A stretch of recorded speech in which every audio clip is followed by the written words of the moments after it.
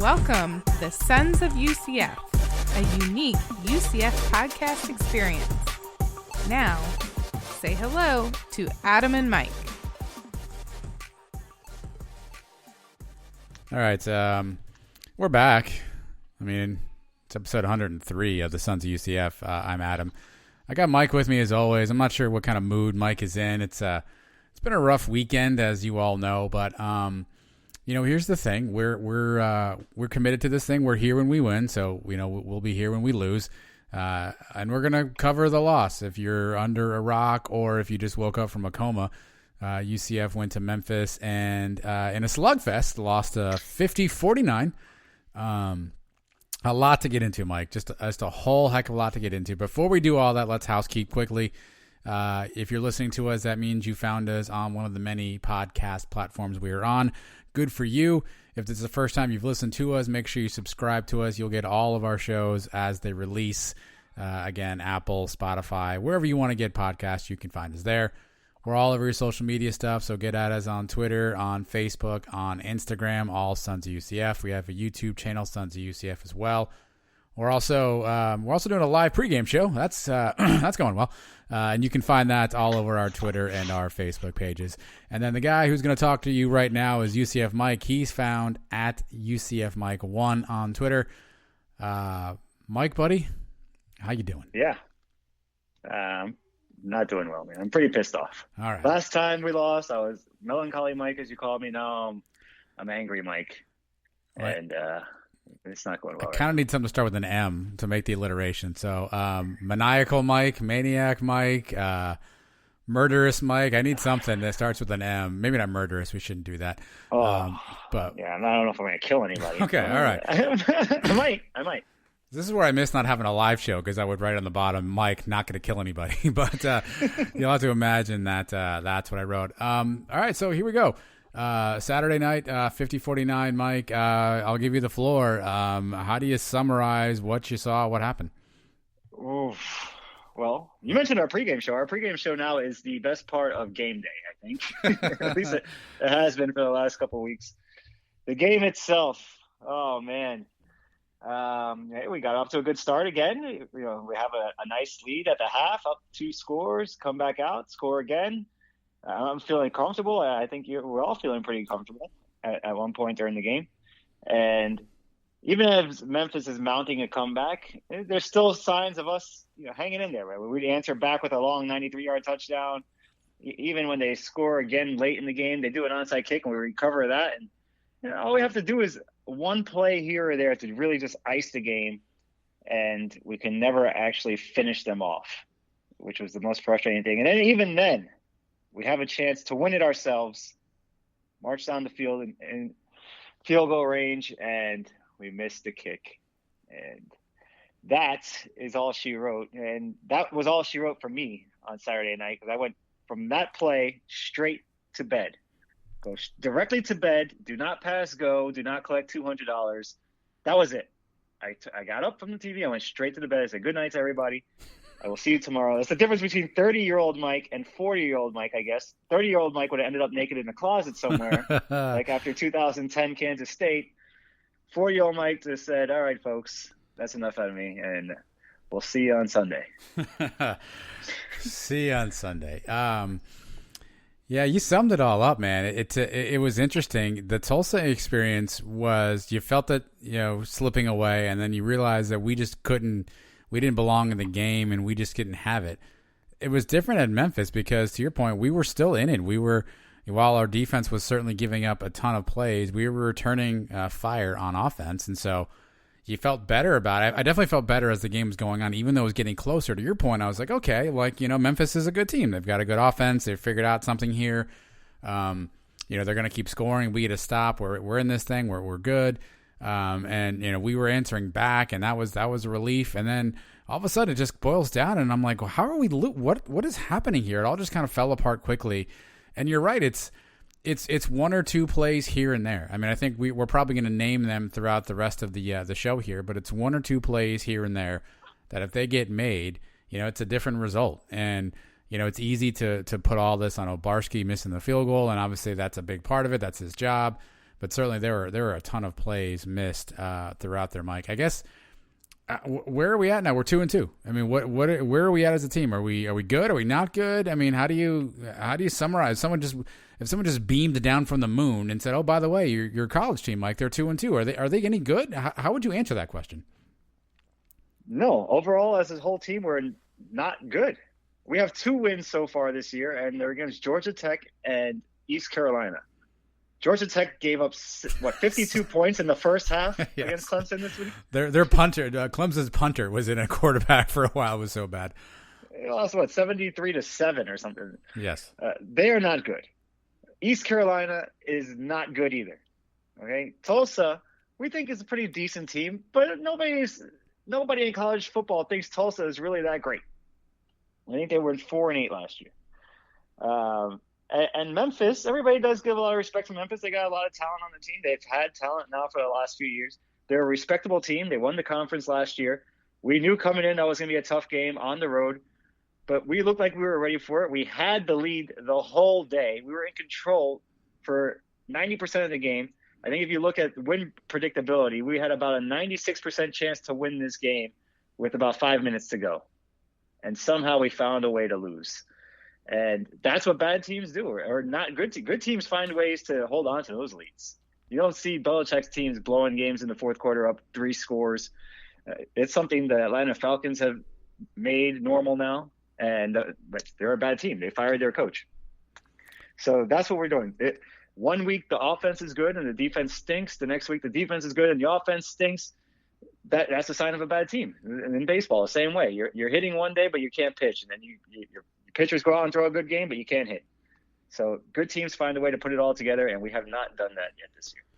Yeah, I think we certainly snatched defeat from the jaws of victory on Saturday, because we had that kind of wherever we wanted it, and there's a lot to get into, Mike. There's a lot of different things going in and around.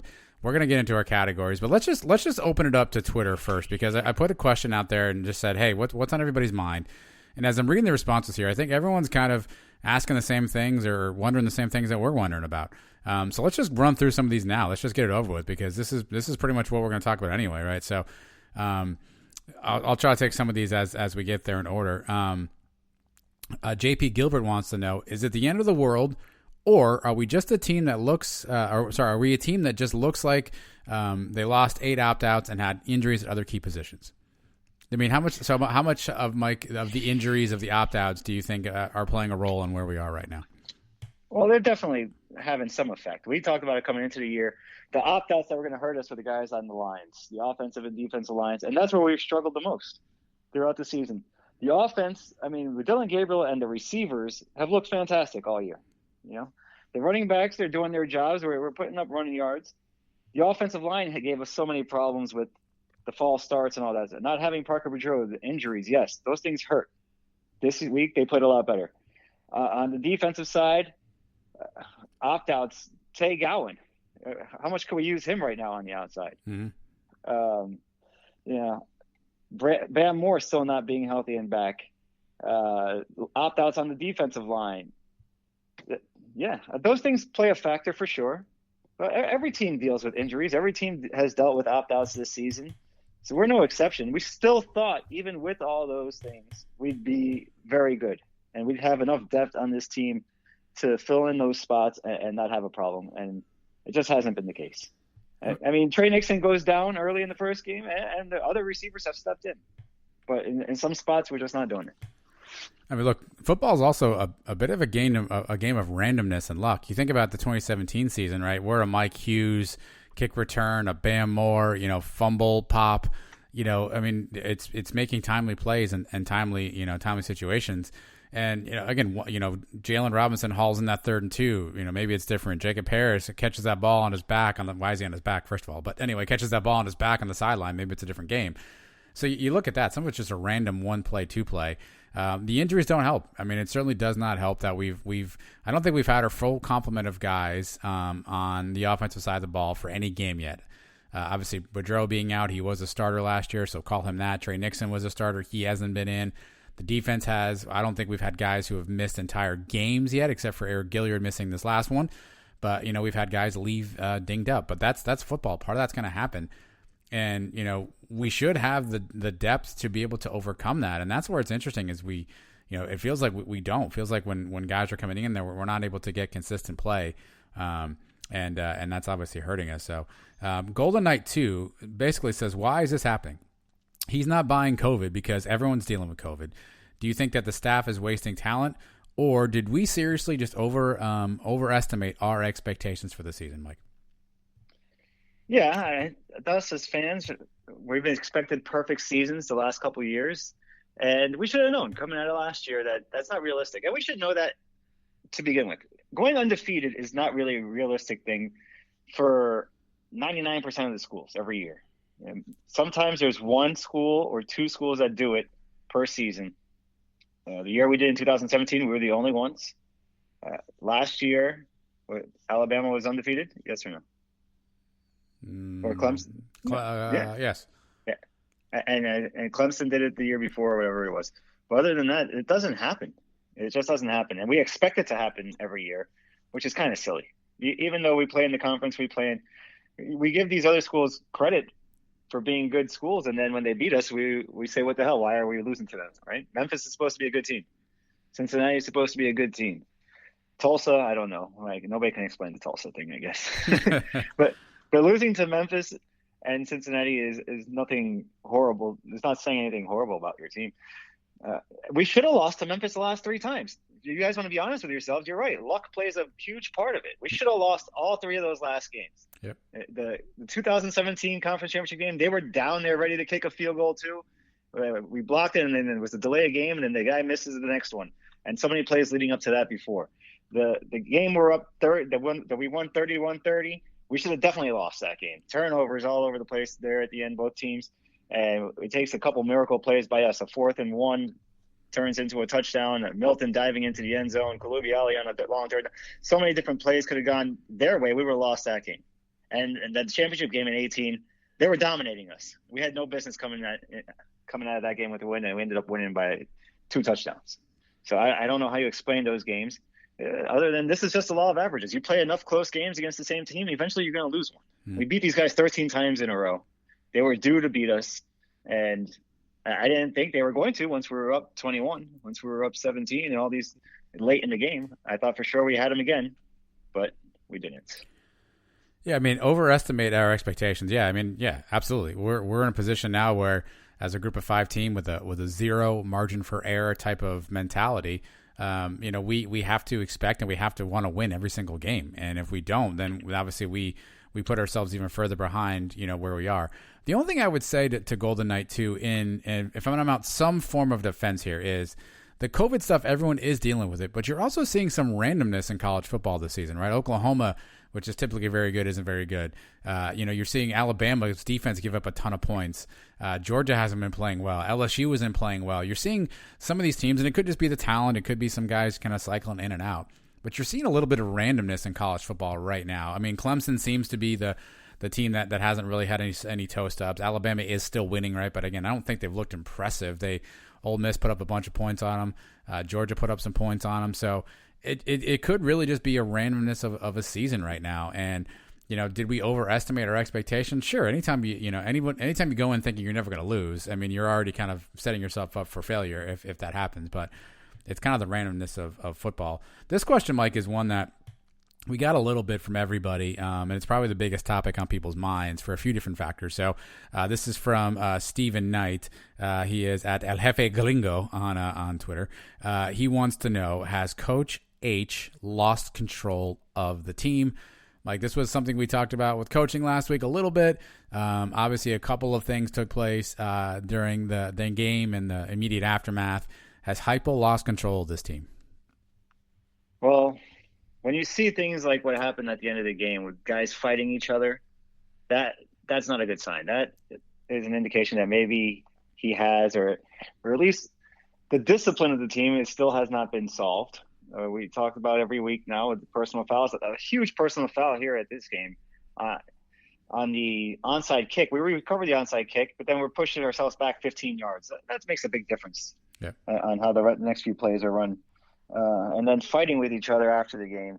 we talked so much the last few seasons how in the off season these guys are together and they're barbecuing together at each other's houses, and then this off season they were Zooming with each other and they couldn't wait to get back in the locker room and on the practice fields together, and they were so happy to be back together, and it's one big family and this and that. And yeah, I know heat of the battle, things happen, and even brothers fight sometimes. Like we told the story how you threw punches at me once.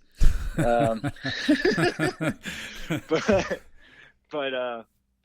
that's just it looks horrible coming after a loss like that, and coming from a guy Quadri Jones who wasn't even playing in the game to the kicker who hasn't been great. I mean, I don't know what the backstory. Wasn't playing in the game either, really. Something had to be said by one of these guys. There's rumors going around what actually happened. We don't know for sure. Maybe there's something else between these two that we don't know about. Who knows? Do you think Heupel's lost the locker room? I guess we'll really find out depending on how the rest of this season goes. Because right now we're done with the American Conference, right? I don't think there's any way we can win. And there's an outside shot. We need about 20 different dominoes to fall a certain way to even be alive for it. So what we're playing for now is pride. And you want to talk about a bowl game? Who knows if bowl games are even played at the end of this season? We're playing now just for ourselves and to prove that we're a good team.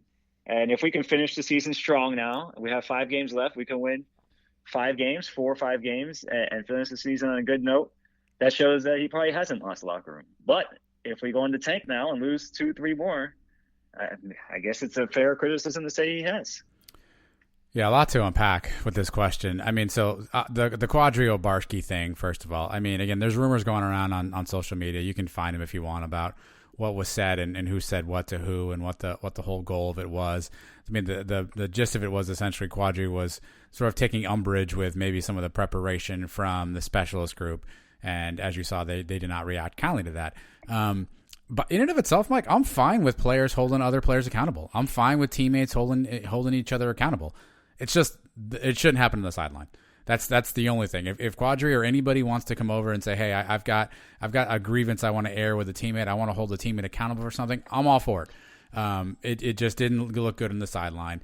And the reality is you don't know what happens, the other 59 minutes and 30 seconds before that.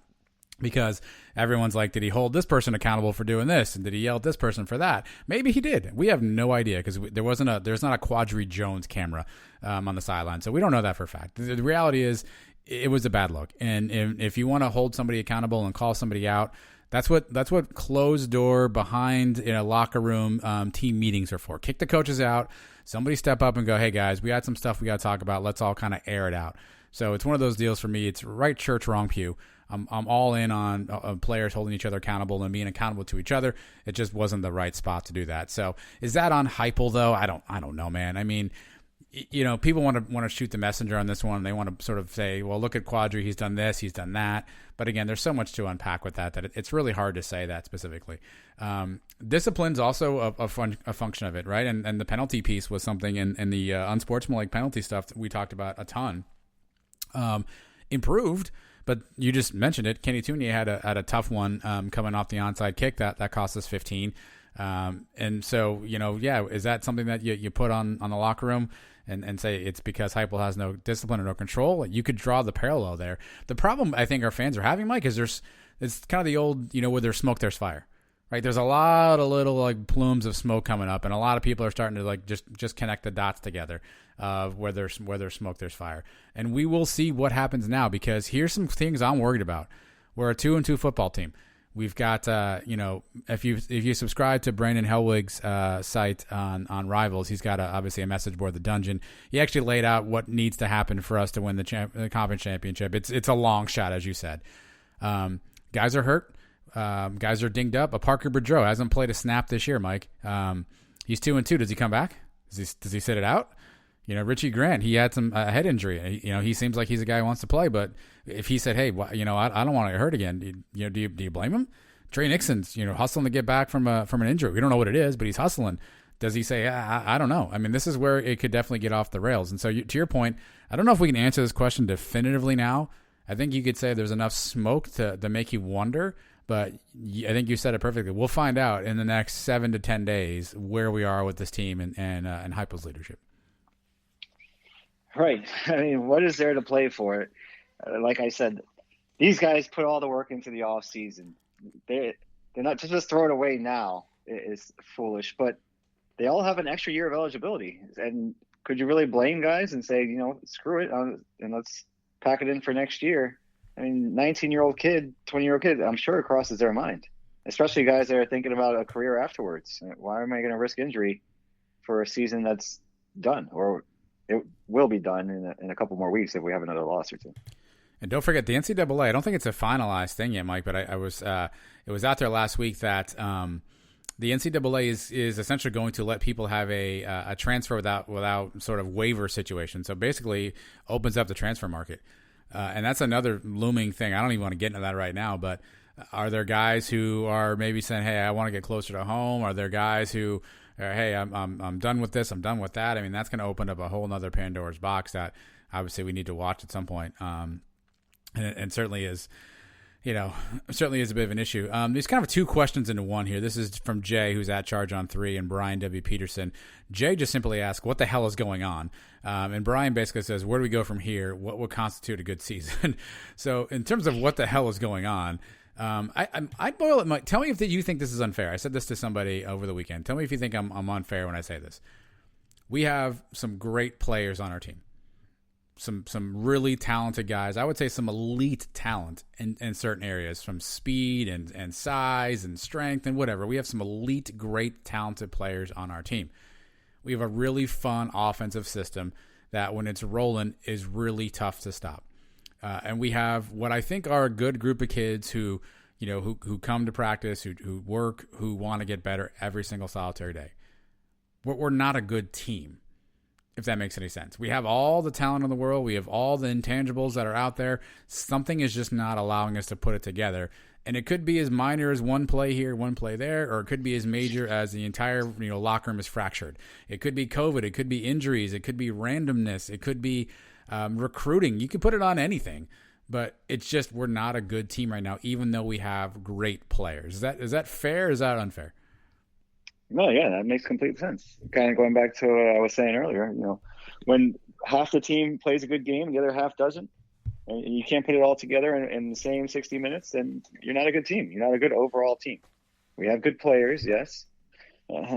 We can score on anybody, but we can also shoot ourselves in the foot faster than any team I've ever seen in my life. So, we're not a great team. What have we done to show that we're a very good team this year? Beat Georgia Tech, score 49 points at Memphis, but give up 50. So nothing about this team so far this season says, hey, we're a great team. Yeah, and that doesn't mean we can't be great. And I think that's where you see the frustration is if this was a team, you take that 2016 team, you take even the 2017, Mike, as much as, 2017 is obviously the gold standard. We all went into that season and said, hey, we've got a really good team. Let's see where we are at. But the expectations weren't where they are now, right? Obviously that team exceeded what the expectations looked like. And you take a 2016 team and, we had some of these victories, some of these close games that we'd be, we didn't know what we had yet. We know we have talent everywhere. We've seen it happen. And so I think the frustration is you look at a situation or a team or a game and you say, hey, I know we can do better than this. I've seen us. I know this player is better than this. I know we can stop this. I know we're better than this group, and it's just not coming together. And I think that's what people are frustrated about. But Brian asked, what's a good season, Mike? Let's say we run the table. Let's say we go 5-0 and we end 7-2, and whatever the bowl thing is what the bowl thing is. But let's assume for, by all intents and purposes, we're not going to make it to the conference championship game. Is 7-2? Is that good for you? No. At bare minimum, a good season would be to get to the conference championship game. Bare minimum. And then you'd like to win it, of course, and then you'd like to be undefeated after that, and you'd like to go make the playoff. All that stuff's gone. But the thing that's hurting us now this year is the no divisions. Our 2 losses so far this year have come to Western teams. If this was a regular year, and we'd still have all the games against the Eastern Division teams, we'd still have a pretty good shot. As long as we won those games, took care of business to where we had to, we could still do it. But The thing that hurts now is we have 2 losses in conference this early in the season. We haven't been out of it. And if you want to call us out of it now, like we said, there's a small possibility, but pretty much we're out of it. This early in a year, since 2015. And even 2016, we were in it up until we lost that Temple game. And that Temple game was a last-second loss. And then if we had pulled that one off, we would have controlled our own destiny the next couple of weeks against Tulsa and the Cavs. And that's late November. And we're talking about here 2 weeks before Halloween. We're basically out of the race. Nobody saw that coming. It's not a good year. The only way it can turn into a good year is if somehow all the dominoes lined up and fell our way, and we can back our way into the conference championship game. And then once we made the championship game, at this point, you'd have to say, okay, that's a good recovery, good year. And if we win it, even better. A couple of fun ones we can get to at least. Somebody wants to know, should Heupel essentially have to give up the shacket? Should he, be stripped of wearing the shacket until he can get us back on track, kind of as a punishment, right? Coaches do that to their players sometimes. Lock them out of the locker room or something. Maybe Heupel goes no shacket. Mike Friedman Sr. at Friedman Sr. He's coming with a question here, Mike. I need a ruling on this. His wife changed her drink selection. She's normally black and gold rum with Coke, and then Memphis mounted their comeback. However, they were watching on a 2-hour delay. So he wants to know, does that have an impact? Are we going to absolve? Are we going to absolve Mrs. Mike Friedman Sr., or are we going to blame her for changing up the drink, even though they were watching on delay? Well, obviously, if you're on a delay, the game was completely over. Unless there was a time machine somehow involved. I mean, I was snoring by the time they were watching the end of that game. It was already over. It was done. So she could have drank whatever she wanted, and it wouldn't have made a difference. Okay. So, Mike, you can let Mrs. Friedman know that Mike has absolved her of all that stuff, and Heupel and the Shackets, who the heck knows there. All right, those are questions. I mean, those are things we're probably going to cover anyway. Another quick update, something that just broke here as we were recording on Monday. ESPN.com posted an article, Mike, with an interview with Mackenzie Milton. Not sure if you saw it yet, but he essentially said that he was told by his doctors that he can, quote, play football again, and that he has been running the scout team for UCF. He did make a comment essentially that he's dying to get in there, but knows that Dylan's our guy right now. So a lot of people have been wondering about KZ. When would we see him? Would we see him? What's his deal? He's now telling us that he's been cleared to play, and sounds like he's getting those live reps in as the practice squad QB. Obviously, he's not taking hits. I'm sure he's wearing the red jacket or the red shirt, as I know he is actually. So my good news, Mackenzie cleared to play. Yep, and we've been saying it all year. He's going to play at some point this year, and now, games you want to say have some meaning still. Maybe they do. We're talking meaningless games or whatever, and he's ready to play. Put him in there. Let's see him play. I mean, we love what Dylan's doing. He's doing a fantastic job. You can't ask any more out of him. But if a game gets out of hand, I don't even know if you can say a game's out of hand anymore. We're up 3 touchdowns and we still lose. If we're losing by 3 touchdowns, put him in there. We're going to see him play at some point. So we got Tulane this week. Houston game is on the road. And then coming back after the bye again, for sure, in that stretch of Temple and Cincinnati and the Cows, we should see him at some point during those games. And don't forget, he's got another year of eligibility left. So whatever that means, if that means he stays at UCF and uses it, does that mean he thinks about going someplace else? Again, everyone's got a free year, and everyone essentially will have a free transfer too. So just something to keep in the back of your mind. I don't want to go all conspiracy theory just yet here, but just something to keep in the back of your mind. So those are your questions. I know Mike and I will probably cover more of that stuff later on. So sit tight. And if we didn't get to your question, I'm sure it'll be coming up here shortly. Mike, let's grab just a quick break here. We've rambled on for about 30. We'll grab a quick break, and then we'll come back and we'll do our categories. So don't move, Sons of UCF. Back right after this.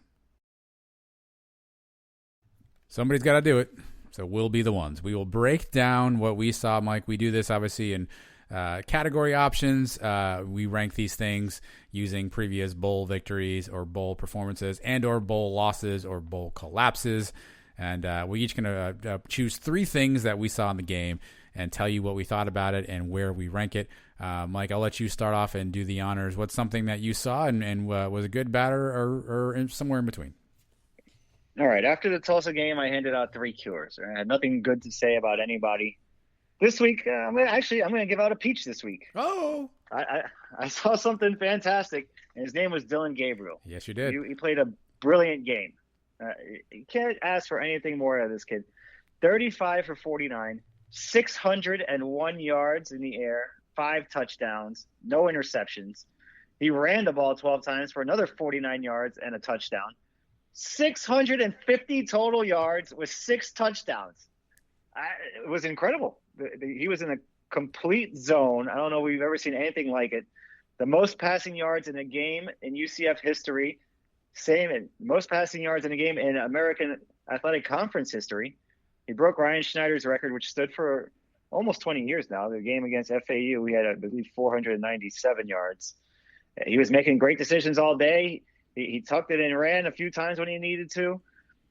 Even after we blew the lead, he still maintains his composure, marches us right down the field, and sets up what should have been a game-winning field goal.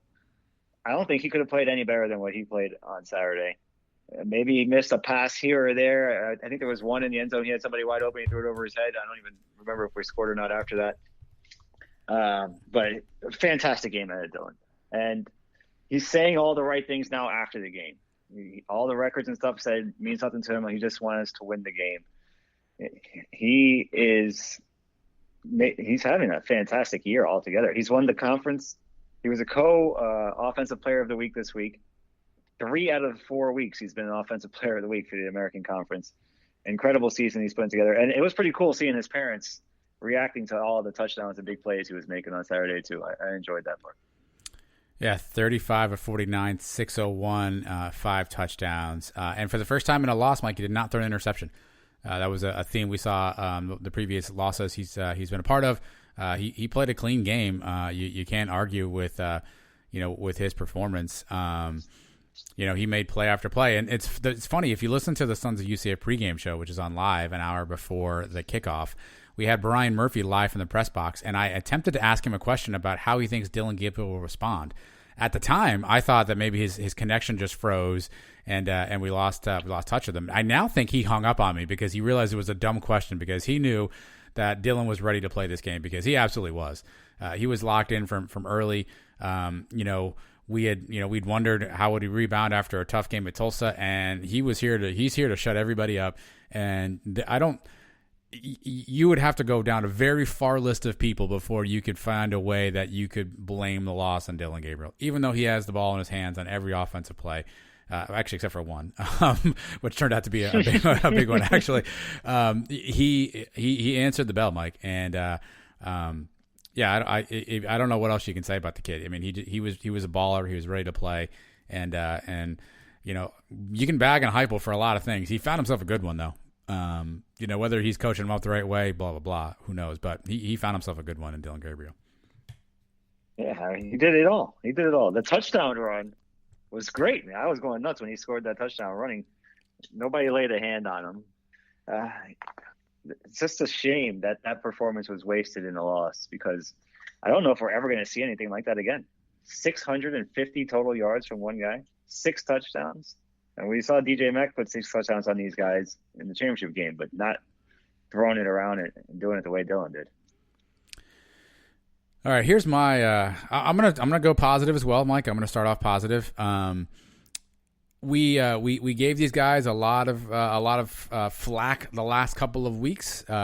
We definitely gave one kid in particular a lot of flack the last couple of weeks. But Mike, I'm gonna give it a liberty, because we didn't win, so I can't say it's definitive. And there were a couple of missed blocks that you could find here and there. One that actually probably led to the fumble. I'm gonna go with the offensive line. My math has never been my strong suit. Mike, how many penalties did the O-line have on Saturday? I don't know if there were any. There definitely weren't any false starts, right? There were no false starts. I don't think there was any holding penalties. I didn't count a single penalty on the offensive line or anything from a motion standpoint. UCF did end up racking up 10 total penalties, but I don't recall seeing any of those on the offensive line. And for a group that was as bad as they looked in the East Carolina game to start, as bad as they looked late in the second half against Tulsa, it was a completely different unit this time around. Gabriel was sacked 3 times, and some of those I think he ran into one on his own. I mean, they largely kept a clean pocket. We ran for 216 yards. Again, Otis was banged up a little bit. Obviously, Gabriel had some yards there too. So, all in all, I mean, the line answered the bell. We gave them a lot of crap the last couple of weeks. We got on Matt Lee specifically pretty hard, and they answered back. And you know what? If we're going to criticize, we should compliment. So I'm going to give them a liberty because they did their part to keep us in the game. And by no means does anyone ever play a perfect game, but those guys definitely played well. And something I did not notice, looking at the participation chart, but Brian Murphy, again, to name drop Brian Murphy, he had a question of Heupel on the presser today and said, basically, do you think that the offensive line's good performance was due to the fact that you did not rotate? And I didn't recognize that throughout the game. For those who maybe aren't or weren't aware, UCF had essentially been using 6 guys to play the 5 offensive spots on the line, and essentially rotating some guys in and out, with Sam Jackson being able to sort of flex around and play multiple spots. I see that Marcus Tatum is listed on the participation report. I guess that he could have played special teams, or he could have been in a field goal block or punt protection. I don't know. But maybe going to 5 guys specifically was the answer, Mike. Or some people are saying they changed the count and they went to strictly the cap, the snap, if you will, was off Dylan's clapping versus off any sort of audible cadence. Which, if that's true, what the heck were we not doing that for Tulsa, by the way? Either way, offensive line, I'm going to give you my liberty because you rebounded and you made good on your bad name.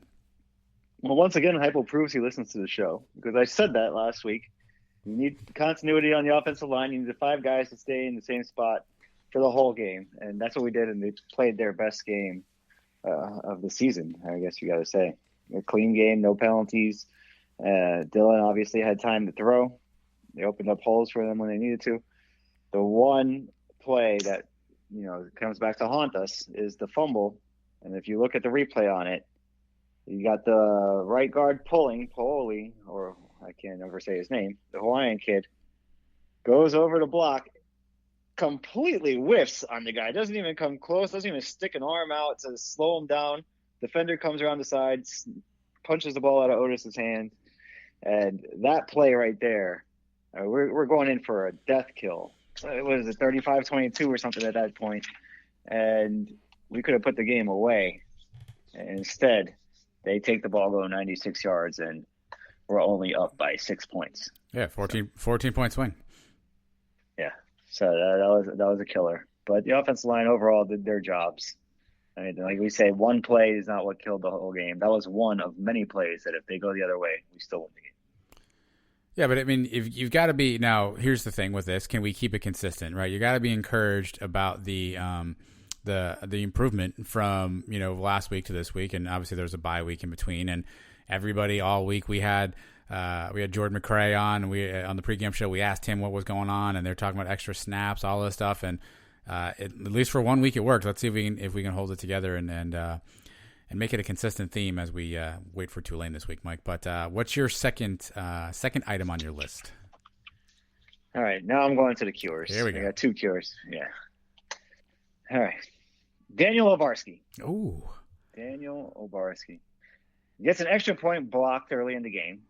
And I think we all had the same thing going through our heads when that happened, right? This is going to come back and bite us in the ass later in the game. I know I was thinking, and I'm pretty sure you were too. We ended up converting a 2-point conversion later, so actually it turned out to be not that big of a deal for them. But for all of the jokes we've had about this kid kicking the ball out of bounds for the last 2 years and how much grief we've given him, that could have all been washed away just if he would hit a 40-yard field goal. And 40 yards is not an easy kick, but it should be something you can make. And I had zero confidence in him that he was going to make it. When he came out to kick the ball, did you know he was going to make it? No. I know you didn't. I did not. No, No, I didn't. I knew you didn't. I had no confidence he was going to make it. And to be honest, I haven't had confidence in any of our kickers for quite a while. Everybody talks about Matt Wright, the leading point scorer in UCF history, and everybody thought Matt Wright. I never, to be honest, if I'm honest with everybody, I never trusted Matt Wright myself. Oh, wow. Maybe because it was the first. Matt Wright just gets blasted out of nowhere. Wow. His first game, he gets the FIU kick. It gets blocked all the way into the Peach Bowl where he had one blocked late and he misses one at the end. I never had much confidence. Even going back to the Memphis game, everybody gives him credit for hitting that one before halftime, the 31-30 game. He missed that kick before, but Norfolk called the timeout. He had a second chance. I never had confidence much in him. Barnes had one good year, not enough to really judge. No big pressure kicks. I go all the way back to Sean Moffitt. The last time we had a kicker that we go out there and I said, okay, he's going to make this kick.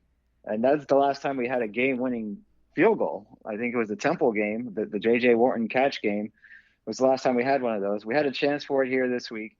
And then it's not just missing the kick from Obarski this week, but it's after the kick. The slamming of the helmet and then getting into the fight with Quadri Jones. Whether it was his fault or not, we don't know, but we discussed it. It's not something that can happen on the sidelines. It looks horrible. The next day in the papers, all you're seeing all over, the New York Post is writing articles about, UCF is fighting with each other on the sidelines, and that's the story you get coming out of this. So the kid's got to learn to keep his composure and, hit a kick. Hit a 40-yard kick, please, to win the game. Who knows if he's ever going to get a shot to win a game like that again in his career. And he had the one, and he missed it. Did not see Matt Wright getting the smoke on this one. But here's the thing. Could I hit a 40-yarder? No. Is that the only thing that happened that cost us the game? No. But, it is a makeable distance kick for a collegiate kicker. We know he has the leg. The other thing I would say, if I'm going to be honest, we're doing the honesty truth session here, Mike. I felt like he didn't think he was going to make it going as he lined up, right? He just gave off a nervous vibe to me, and maybe that was because I was nervous. He gave up a nervous vibe to me, and then I wasn't so sure if he was nervous until he missed it, and then I knew for damn sure he was nervous because think about this: when you're mad at yourself, most people are quiet. They are, their head down. They're yelling and screaming. It almost seemed to me like he was going to be extra mad at himself so no one else would be mad at him first. You know what I mean? He was going to come over and slam the helmet and do all that stuff and punch the medical tent, and he was going to be mad at himself so that everyone was like, oh, whoa, he's already pretty mad, right? So no one could get mad at him. It almost kind of felt like theatrics, like he was almost like trying to show that he was mad, even though maybe he wasn't really mad because I think maybe overall he was nervous. And I get it, right? Your first big kick and blah, blah, blah. Who am I to say you can't be nervous, right? But those theatrics to me were a little over the top and struck me as somebody. You do that if someone does something to make you mad. Like if the holder had dropped the ball, the long snapper had put it over your head, if there had been a holding penalty, right? If one of your guys got blasted and somebody had broke through for a block. I found it odd that someone got that mad at themselves to react that way. It felt like he was trying to take some nervous energy out and let people know that he was mad too. I'm not saying he wasn't, but it did come across a little much. And then obviously Quadri reacted to it, and that's what we get.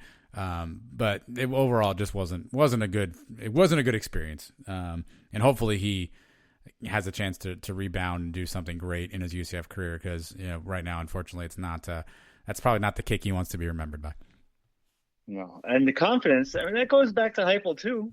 Early in the game, he gets the extra point blocked, and Heupel not electing to kick a short field goal early in the game. We talked about it before, how seeing a few kicks go through the uprights early maybe boost your confidence a little bit. Hitting an easy field goal here and there. We had a chance at one early, and Heupel decided to go for it on a 4th and 4 in the first quarter. Then going for that 2-point conversion when he did, it wasn't really necessary at that time. It was still just the second half had just started. And you want to send Obarski out there and get his leg going again and take a couple more extra points? If that had any effect on him later in the game, probably not, maybe. But still, if the coach if you're doubting whether the coach has confidence in you, well, if he's listening to this, he knows I don't have the confidence in him. But he's got to have confidence in himself. And like you're saying, maybe he didn't going into that kick. Well, he missed one at Tulsa, right? He missed one in the Tulsa game. At ECU, even the announcers, Golick and the other guy, were talking about how Heupel had told them he had a big leg, and yet they weren't putting him in. And obviously Heupel then elects not to put him on the field a couple different times. Maybe he just realizes that, or he's thinking that Heupel doesn't have confidence in him and ergo doesn't have confidence in himself. But it's another special teams gaffe, Mike. I hate to, I know coaches can only do so much, right? Coach Nick Toth can't kick the ball for him, but it's another special teams gaffe that, we talked about special teams last week being an area of opportunity. And this week it didn't get much better, Mike. We had 0 return yards for kickoffs or punts. 0. We fair caught every one of them. And I guess there's a strategy to that. And maybe we're concerned with turnovers, but the special teams play has just not been a shining star. And this was a game where, yeah, I think you said this on one show very early on, is there's going to come a time where we need all 3 phases of the game, as Heupel likes to say. And where's your confidence level in the kickers? Nobody ever really thought about the kickers because it never came down to that. We were blowing everybody out. We didn't even, shoot, you could have gone and kicked, and I don't think anyone would have noticed. And all of a sudden that comes back to bite us, and now we need those 3 points, and we don't get them. And that definitely sucks. Yeah, and maybe there is something to what Quadri Jones, if that's what he said about the specialists messing around throughout the whole game, and then when it comes down to it, they don't hit it. Well, if that's true, and the specialists are just fooling around through the games or through the week during practice, who's that on? It's Toth. He's supposed to be on these guys and getting them ready and having them mentally prepared for these moments. And obviously he wasn't. Yeah, I can't imagine Quadri just made that up. Maybe he's got a different perception of it, but either way, it certainly is not. And it was an ugly look all around. It started with missing the kick and didn't get much better. And then Heupel chose to not even address it today. He was asked, and again, this is the Brian Murphy hour. Kudos to Brian Murphy for asking him directly, "Hey, what did you do with that?" And Heupel pretty much just Heisman'd it. So I guess we'll have to see if there's any repercussions based on that. Here's where I'm gonna stay on the positive side for just 1 second, Mike. I'm gonna give out my second one. I'm gonna give out a liberty. And again, we didn't win the game, so I feel like maybe a peach isn't appropriate. I'm gonna give out a liberty to our receivers. Marlon Williams, 13 balls for 191 yards, including an 85-yarder. Jalen Flash Robinson, 10 for 173, 2 touchdowns. Ryan O'Keefe, I told you about Ryan O'Keefe last week, by the way, 4 for $175, including a 93-yarder. Stretch Cradle, the mothballs came off him. He came in and made one huge catch on that last drive that set us in position to kick that field goal for a 9-yarder. McCray had 4 out of the backfield as well. But pretty much the receiving cores, Mike, they played really well. Every time it seemed like Marlon or Jalen got their hands on the ball, they were making big plays. O'Keefe came in, made a huge play. Gabriel was firing on all cylinders, but someone's got to catch those, and that's what that team did. The only person I would maybe say got not so much would be Jacob Harris. He had one bad drop that it looked like if he had like a 7th finger, maybe he could have caught it. And then the last one, I don't know what happened there. He's laying on the ground on a 4th and 1 fade or 4th down fade, and I don't even know what happened there. So receivers not named Jacob Harris, I would give my liberty to. Harris did have a touchdown. He did. Late in the game. He did. But yeah, the other guys have been great. Jalen Robinson's been fantastic all season. He's been a lot of fun to watch. There's so much speed. And then O'Keefe, man, he can scoot. Not to steal any observations. You're just taking my observations. You're just stealing them. I had the same one. Okay. But man, yeah, he looked pretty quick on that one. Marlon with a big 85-yard touchdown too, throwing up the peace sign there at the end. The receivers have been great all year. The receivers have been good. Stepping in with Trey Nixon. Imagine if Trey was healthy, the receivers we'd have. But yeah, that one 4th down. I don't know, because I've watched it again now. Is he supposed to know that that's a back shoulder throw? Is it a back shoulder throw, or as Dylan leads him, he has a couple steps on the guy. If he leads him, that's if not a touchdown, at least a 1st down and a big play. I don't know what that pass is supposed to be. Yeah, I watched it back too. I don't know. Dylan got some pressure on his face now when he got blitzed. And it was a 3-by-1, right? 3 to one side, and Harris was all alone, 1-on-1. I don't know if that's the matchup they wanted. That's just what confounds me, Mike. Marlon 13, Flash 10, O'Keefe had 4. I don't know if O'Keefe was in on that play. Cradle had a ball, and Harris had a drop at that point, and that's where Heupel decided to go with that key play. Like that's the part where again I don't know what the play call was. I'd rather go if I'm gonna go down. Let me go down with the guys who I know who've been made plays for me consistently. Right, if Marlon Williams gets manhandled on that one, doesn't come down with it, you know what? He had 13 for 191. If Jay Flash doesn't come down with it, he had 10 for 173.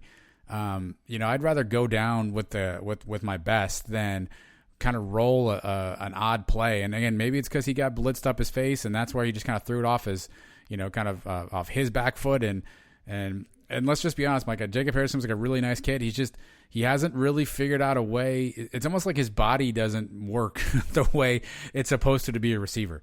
He's almost like too big and too strong and too fast, and his arms are too long. It's like it all just doesn't come together at times. And I would have liked to have gone to somebody else on that key play. Yeah, well, watch this. Jacob Harris, he's got the size, he's got the speed. Everybody tells you how fast he is. Watch him be one of these guys that just goes to the combine, puts up crazy numbers, and ends up having a great NFL career. He's going to be like the next Jimmy Graham or something. Like just comes out of nowhere and is like a monster tight end. Right? Yeah. Somebody uses him as a tight end and not a receiver or something. And was saying, well, what the hell? Where was that while he was here? And he just hasn't put it all together. But he's got talent. He's got the measurables. But for some reason, well, I guess he doesn't have the hands. Oh, he has hands. They're just not necessarily hands that are capable of always catching footballs. I will say this really quickly on Marlon Williams. I know I've been every time I say anything about Marlon Williams, I really love that our guy JP Gilbert reminds me he's the 3-time breakout player of the year award winner here for the Sons of UCF. So for Marlon Williams, post-game press conference, someone asked him about, Obarski, and what did he say? He basically said, if someone's got a problem with them, they can come talk to me. Whether he means that or not, I don't know. But, I mean, you talk about leadership. You talk about, like, keeping things in-house and handling things behind closed doors. I loved that answer. And then, two, like, immediately after that, he got on Twitter and basically apologized for his play. Marlon, you've got nothing to apologize for, my friend. 13 for 191. You left your heart out there. You typically come out of the game with missing the letters off your jersey because you play so hard. Marlon Williams has nothing to apologize for. And I just love the leadership that he showed in answering that question about what happened with Obarski. Yeah, him and Dylan, you can see, are the leaders of the offense, the vocal leaders and leaders on the field. People I see asking the question, who's the leader on our defense? I know it's supposed to be Richie Grant, and he does a good job, but is he that rah-rah guy? Is he the guy that gets everybody hyped? Nobody did it better than Shaquem, but even Nate Evans last year. Who's the heart and soul of our defense? Who's the guy that says, okay, we're making a stop here. The game ends here on us. And I don't see who that guy is right now for us. I think it's tougher to be. I think Richie is the guy. I think it's just tough to be the guy in the position he plays because he's so far removed from the line of scrimmage that when it's a big play that's needed or something, he's so far removed that can he always get into the quarterback and we got to get a stop here. Richie can only do so much because of where he's at on the field. I think naturally you'd want it to be a linebacker, you'd want it to be one of your down linemen.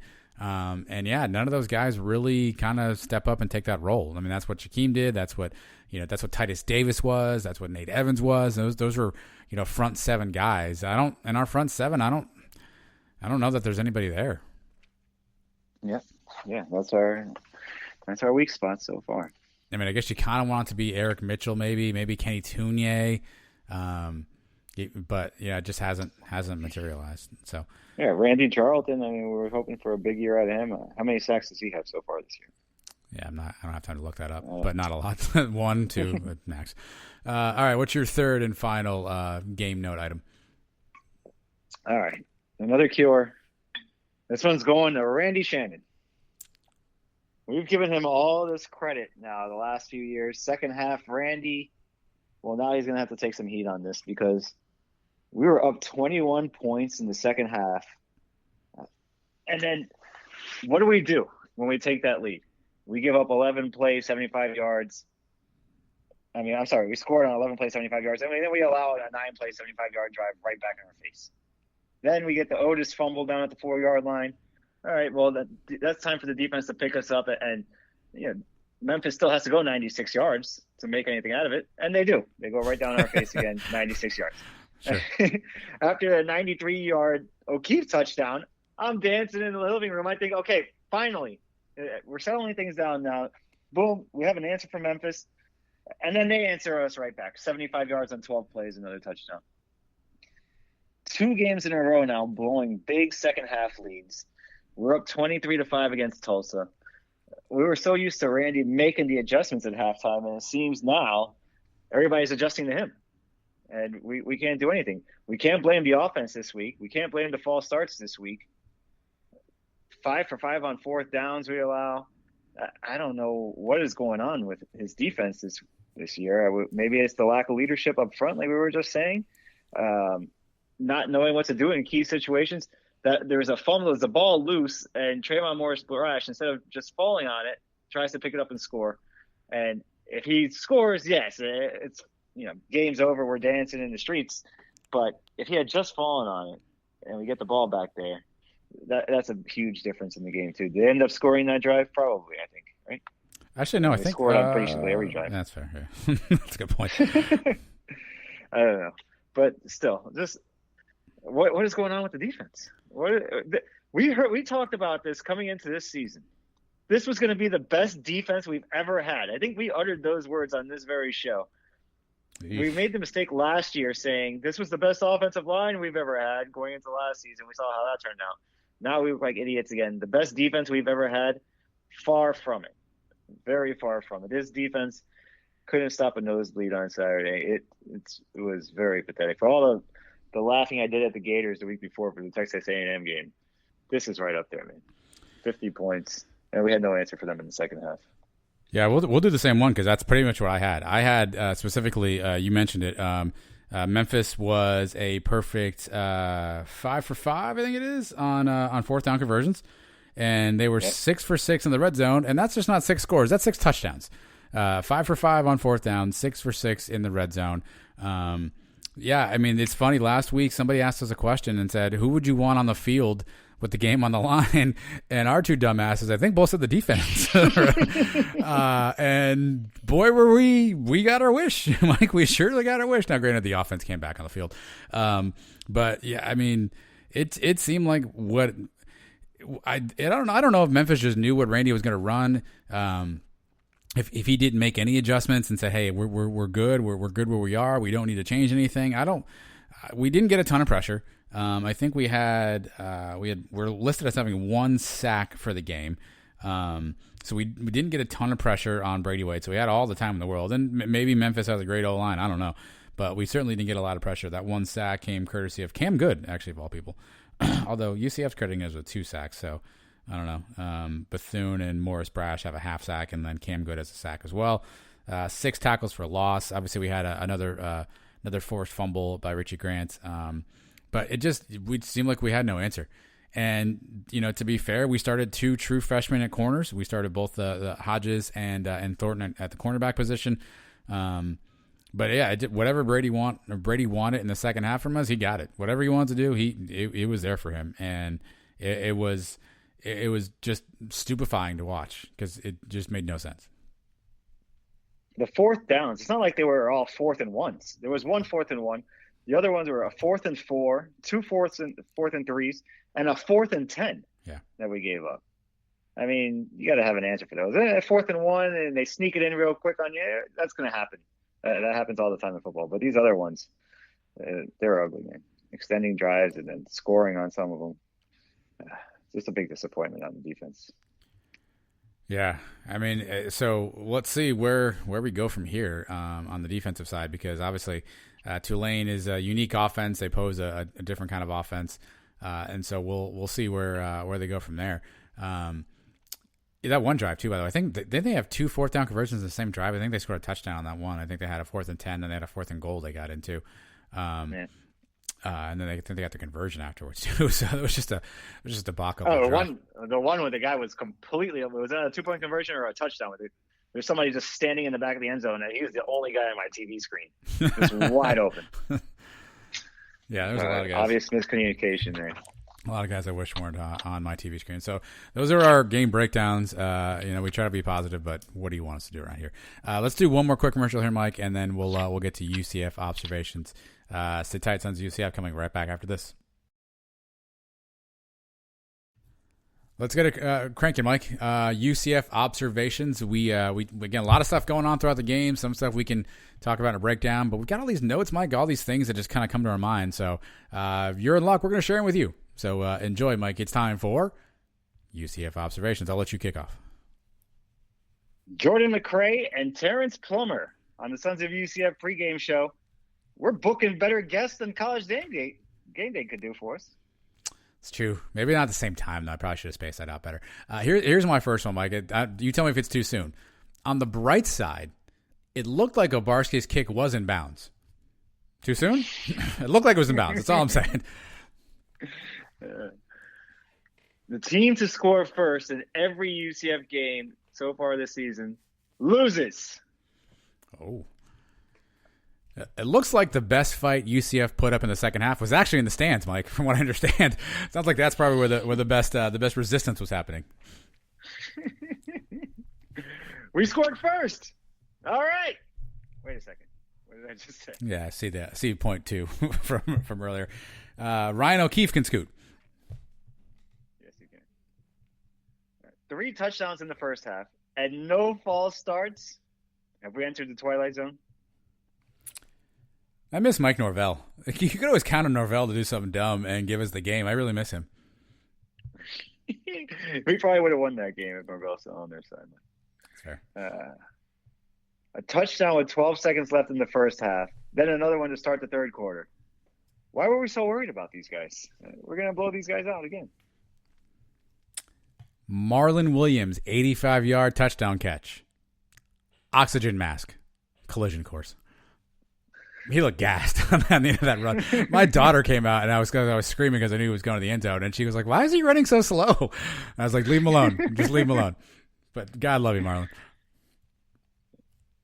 Otis Anderson fumbles.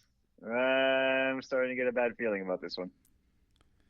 Really wish we had made that PAT in the second quarter now. Harris is catching a touchdown. We're up 12 with under 6 minutes to go. I'm feeling pretty good. Trayvon Morris Brash. Look, I get it. You probably saw shades of the Gasparilla Bowl again, but just go ahead and fall on the damn ball next time, please. Memphis scores. We got the onside kick. Everything's fine. Let's go get a couple first downs and end this thing now. Who's responsible for monitoring Josh Heupel's face covering? Because it was upside down pretty much the entire second half. So I don't know who that guy or person is, but we wouldn't want to know on face coverings. Heupel's upside down the entire time. I didn't even notice. Yeah, upside down. He had letter. Was it a UCF one? Yeah, one of those UCF neck Gators upside down. Personal foul on the onside kick. How could this be happening again? I don't know. Maybe it's time to retire big game gold, Mike. How's this one? Play better, pewter. What do you think? Catchy. Yeah, I know. You like it. I like it. I do like it. You know my problems with the big game gold now the last couple weeks. We go 3 and out. Yeah, we lost. UCF fast. UCF fierce. How about UCF 50 points allowed? Let's try that one on. No way Obarski makes this. Good news, Mike. We picked a great year to start a live pregame show. At this rate, me, you, and Trace are going to be broadcasting live to the GOL cutout in Trace's kitchen. Florida State has a better win than us so far this year. During the broadcast, they mentioned that Brady White is actually at school right now getting his PhD. And actually, that makes a lot of sense because he certainly schooled Randy Shannon. Good night, everyone. I'll see you all in hell. Don Williams. Last one I had is Matt Lee, Redemption Tour. Good on you, Matt Lee, for playing well. Those are the UCF observations. Some of them funny, some of them sad, all of them legit, and all of them genuine. Coming up next, we're going to try something new. No trends there this week. Heupel said stuff. It wasn't anything that you haven't heard before. We've got a new breakdown. I spent a lot of time this weekend thinking about some things, and we're gonna give you a little bit of taste of who you are right after this. Don't move, Sons of UCF. This is UCF head coach Josh Heupel, and I go 1-0 every week with my guys Adam and Mike on the Sons of UCF. Charge on, go Knights. All right, we'll get to something new here in just a second. But before we do that, Mike, it's time to share more about Screen Skins with you. If you are like me, after that Obarski kick sailed or fluttered, I don't know what you would call that, wide to the left, You probably threw your phone down and spiked it across the room just like I did. And you might be concerned after you did that. You're like, holy crap, why'd I do that? You pulled an Obarski, actually. Maybe you spiked your phone as bad as he spiked his helmet. The good news for me is I'm cool because I got the screen skin thing on the cover, Mike. So no damage. I'm good. I'm great. Phone is great. Phone still works perfectly. No cracks, no nothing, because I got that screen skin right on the front there. Also says UCF on the cover. As much as my Knights are giving me some heartache these days, I'm always proud to represent UCF, and the screen skin does just that for me. You put it on your phone. When the phone is dark, you see the UCF logo. When it lights up, the UCF logo goes away. It is magical. The good folks at Screen Skins have outdone themselves now. They have a bunch of other options as well, Mike. So if people out there don't have Screen Skins, do it to protect yourself, because I don't know where the season's going. Protect your phone now, because you can't trust yourself, and you know that. So get a Screen Skin. Guaranteed somebody threw their phone after that game this week and cracked their screen because they didn't have a screen skin.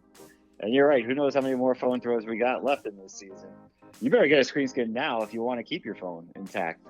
And it's just as good as the Apple Care or whatever you got. You don't need that stuff if you have a screen skin on your phone. And it looks cool. We've told you a million times. Just go freaking buy one, because you guys are the reason we're losing now. I told you guys 2 weeks ago we lost to Tulsa because you didn't have a screen skin. Now we lost to Memphis. You want this losing streak to continue or not? You want to end it now? Go buy a screen skin. Our destiny is in your hands. Ooh. Well, then here's how you do this. Google Screen Skins, and that's spelled SKINZ.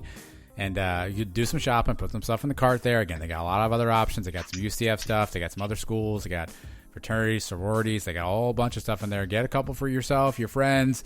You know, another fanatic UCF. Maybe buy that person a screen skin so they can protect their phone. Google Screen Skins and find your screen skin. When you get to the checkout, use promo code Sons of UCF, all one word, and you'll get 10% off your transaction. Don't wait. Save your phone. A lot of season left. 5 games left, friends. A lot of stuff can happen, but at least you know your phone will be safe with a screen skin. Again, Screen Skins, SKINZ, promo code Sons of UCF, 10% off. You're welcome. Normally, Hypo Translator appears in this portion of the show, but listen, you know what he said and you know what he didn't say, and that's pretty much anything. So we're not gonna go through that again this week. Here's what we're gonna do though, Mike. I spent a lot of time on Sunday, try to deplug, if you will, from social media and the message boards, and get some time to my thoughts. And I finally went back on towards the end of the night, and there was just a lot of stuff going on. I was reading so many comments, and it really kind of hit me. It's kind of like the 7 stages of grief. Or maybe there's 5. I don't even know how many there are. But here's the thing. We have got so many different fans that are kind of in our fan base right now that I've identified 7 unique different type of fans. And I'm going to read you all 7 of these types of fans. And I want you out there to think about this closely and figure out which one you are. I'm not saying any of these people are right or wrong. I'm not saying I agree or disagree. These are just the fans that you're seeing out there. So here's an exhaustive list. And then you decide which fan you are. Mike will tell you which fan he is at the end. I'll do the same.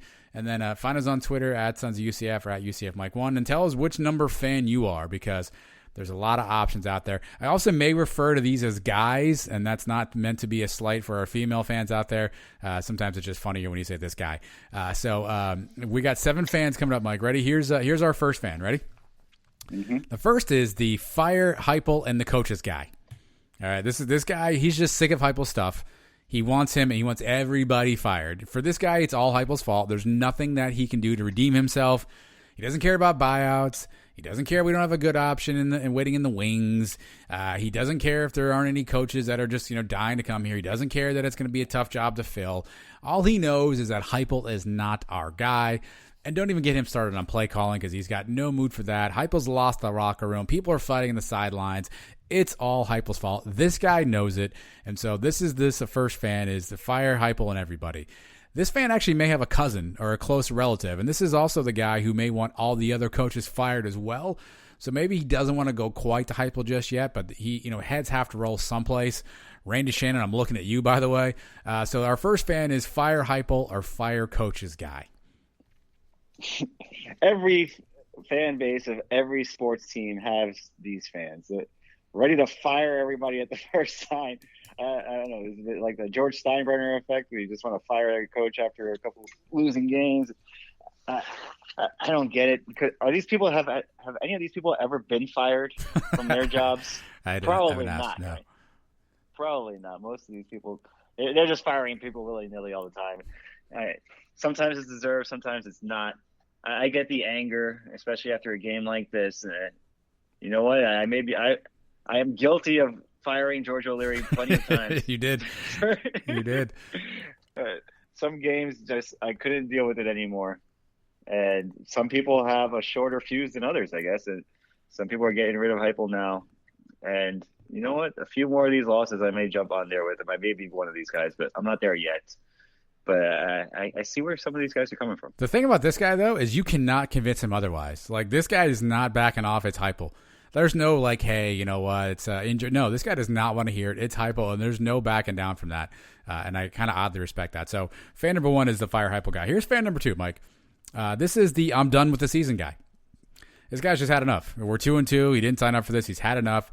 He's out. He's not going to watch any more games. He knows it's over. He knows he's not going to miss anything. He's just not going to bother anymore. He's just going to, he's probably got another hobby. Maybe he golfs. Maybe he fishes. Maybe he's got a boat. Maybe, his kids have sporting events. This guy's just going to quietly walk away. Season's over as far as he's concerned. He'll come back next year. He'll be fine. He's not going to be loud about all this. He's not going to make a big show of it. He's just going to check out. What time's the game on? Oh, is it 2:00? Ah, yeah, sorry, we're busy. He's just not going to care. Now, I will tell you, if for some reason the miracle happens and we get to like a championship game, he'll come back.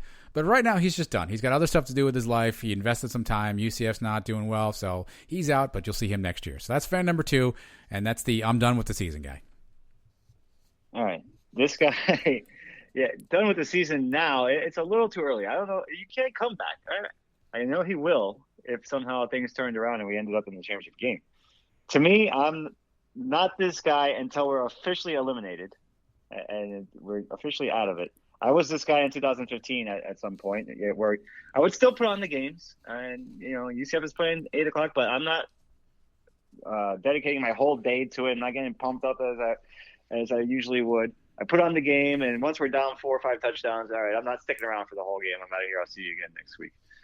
Not to that point yet. Like I said, we're not officially eliminated from anything, so until that happens, I always watch same thing with baseball or any sport. Until you're officially eliminated, I have fun with my friend that's a Browns fan every year, always going through the playoff generator, the scenario thing.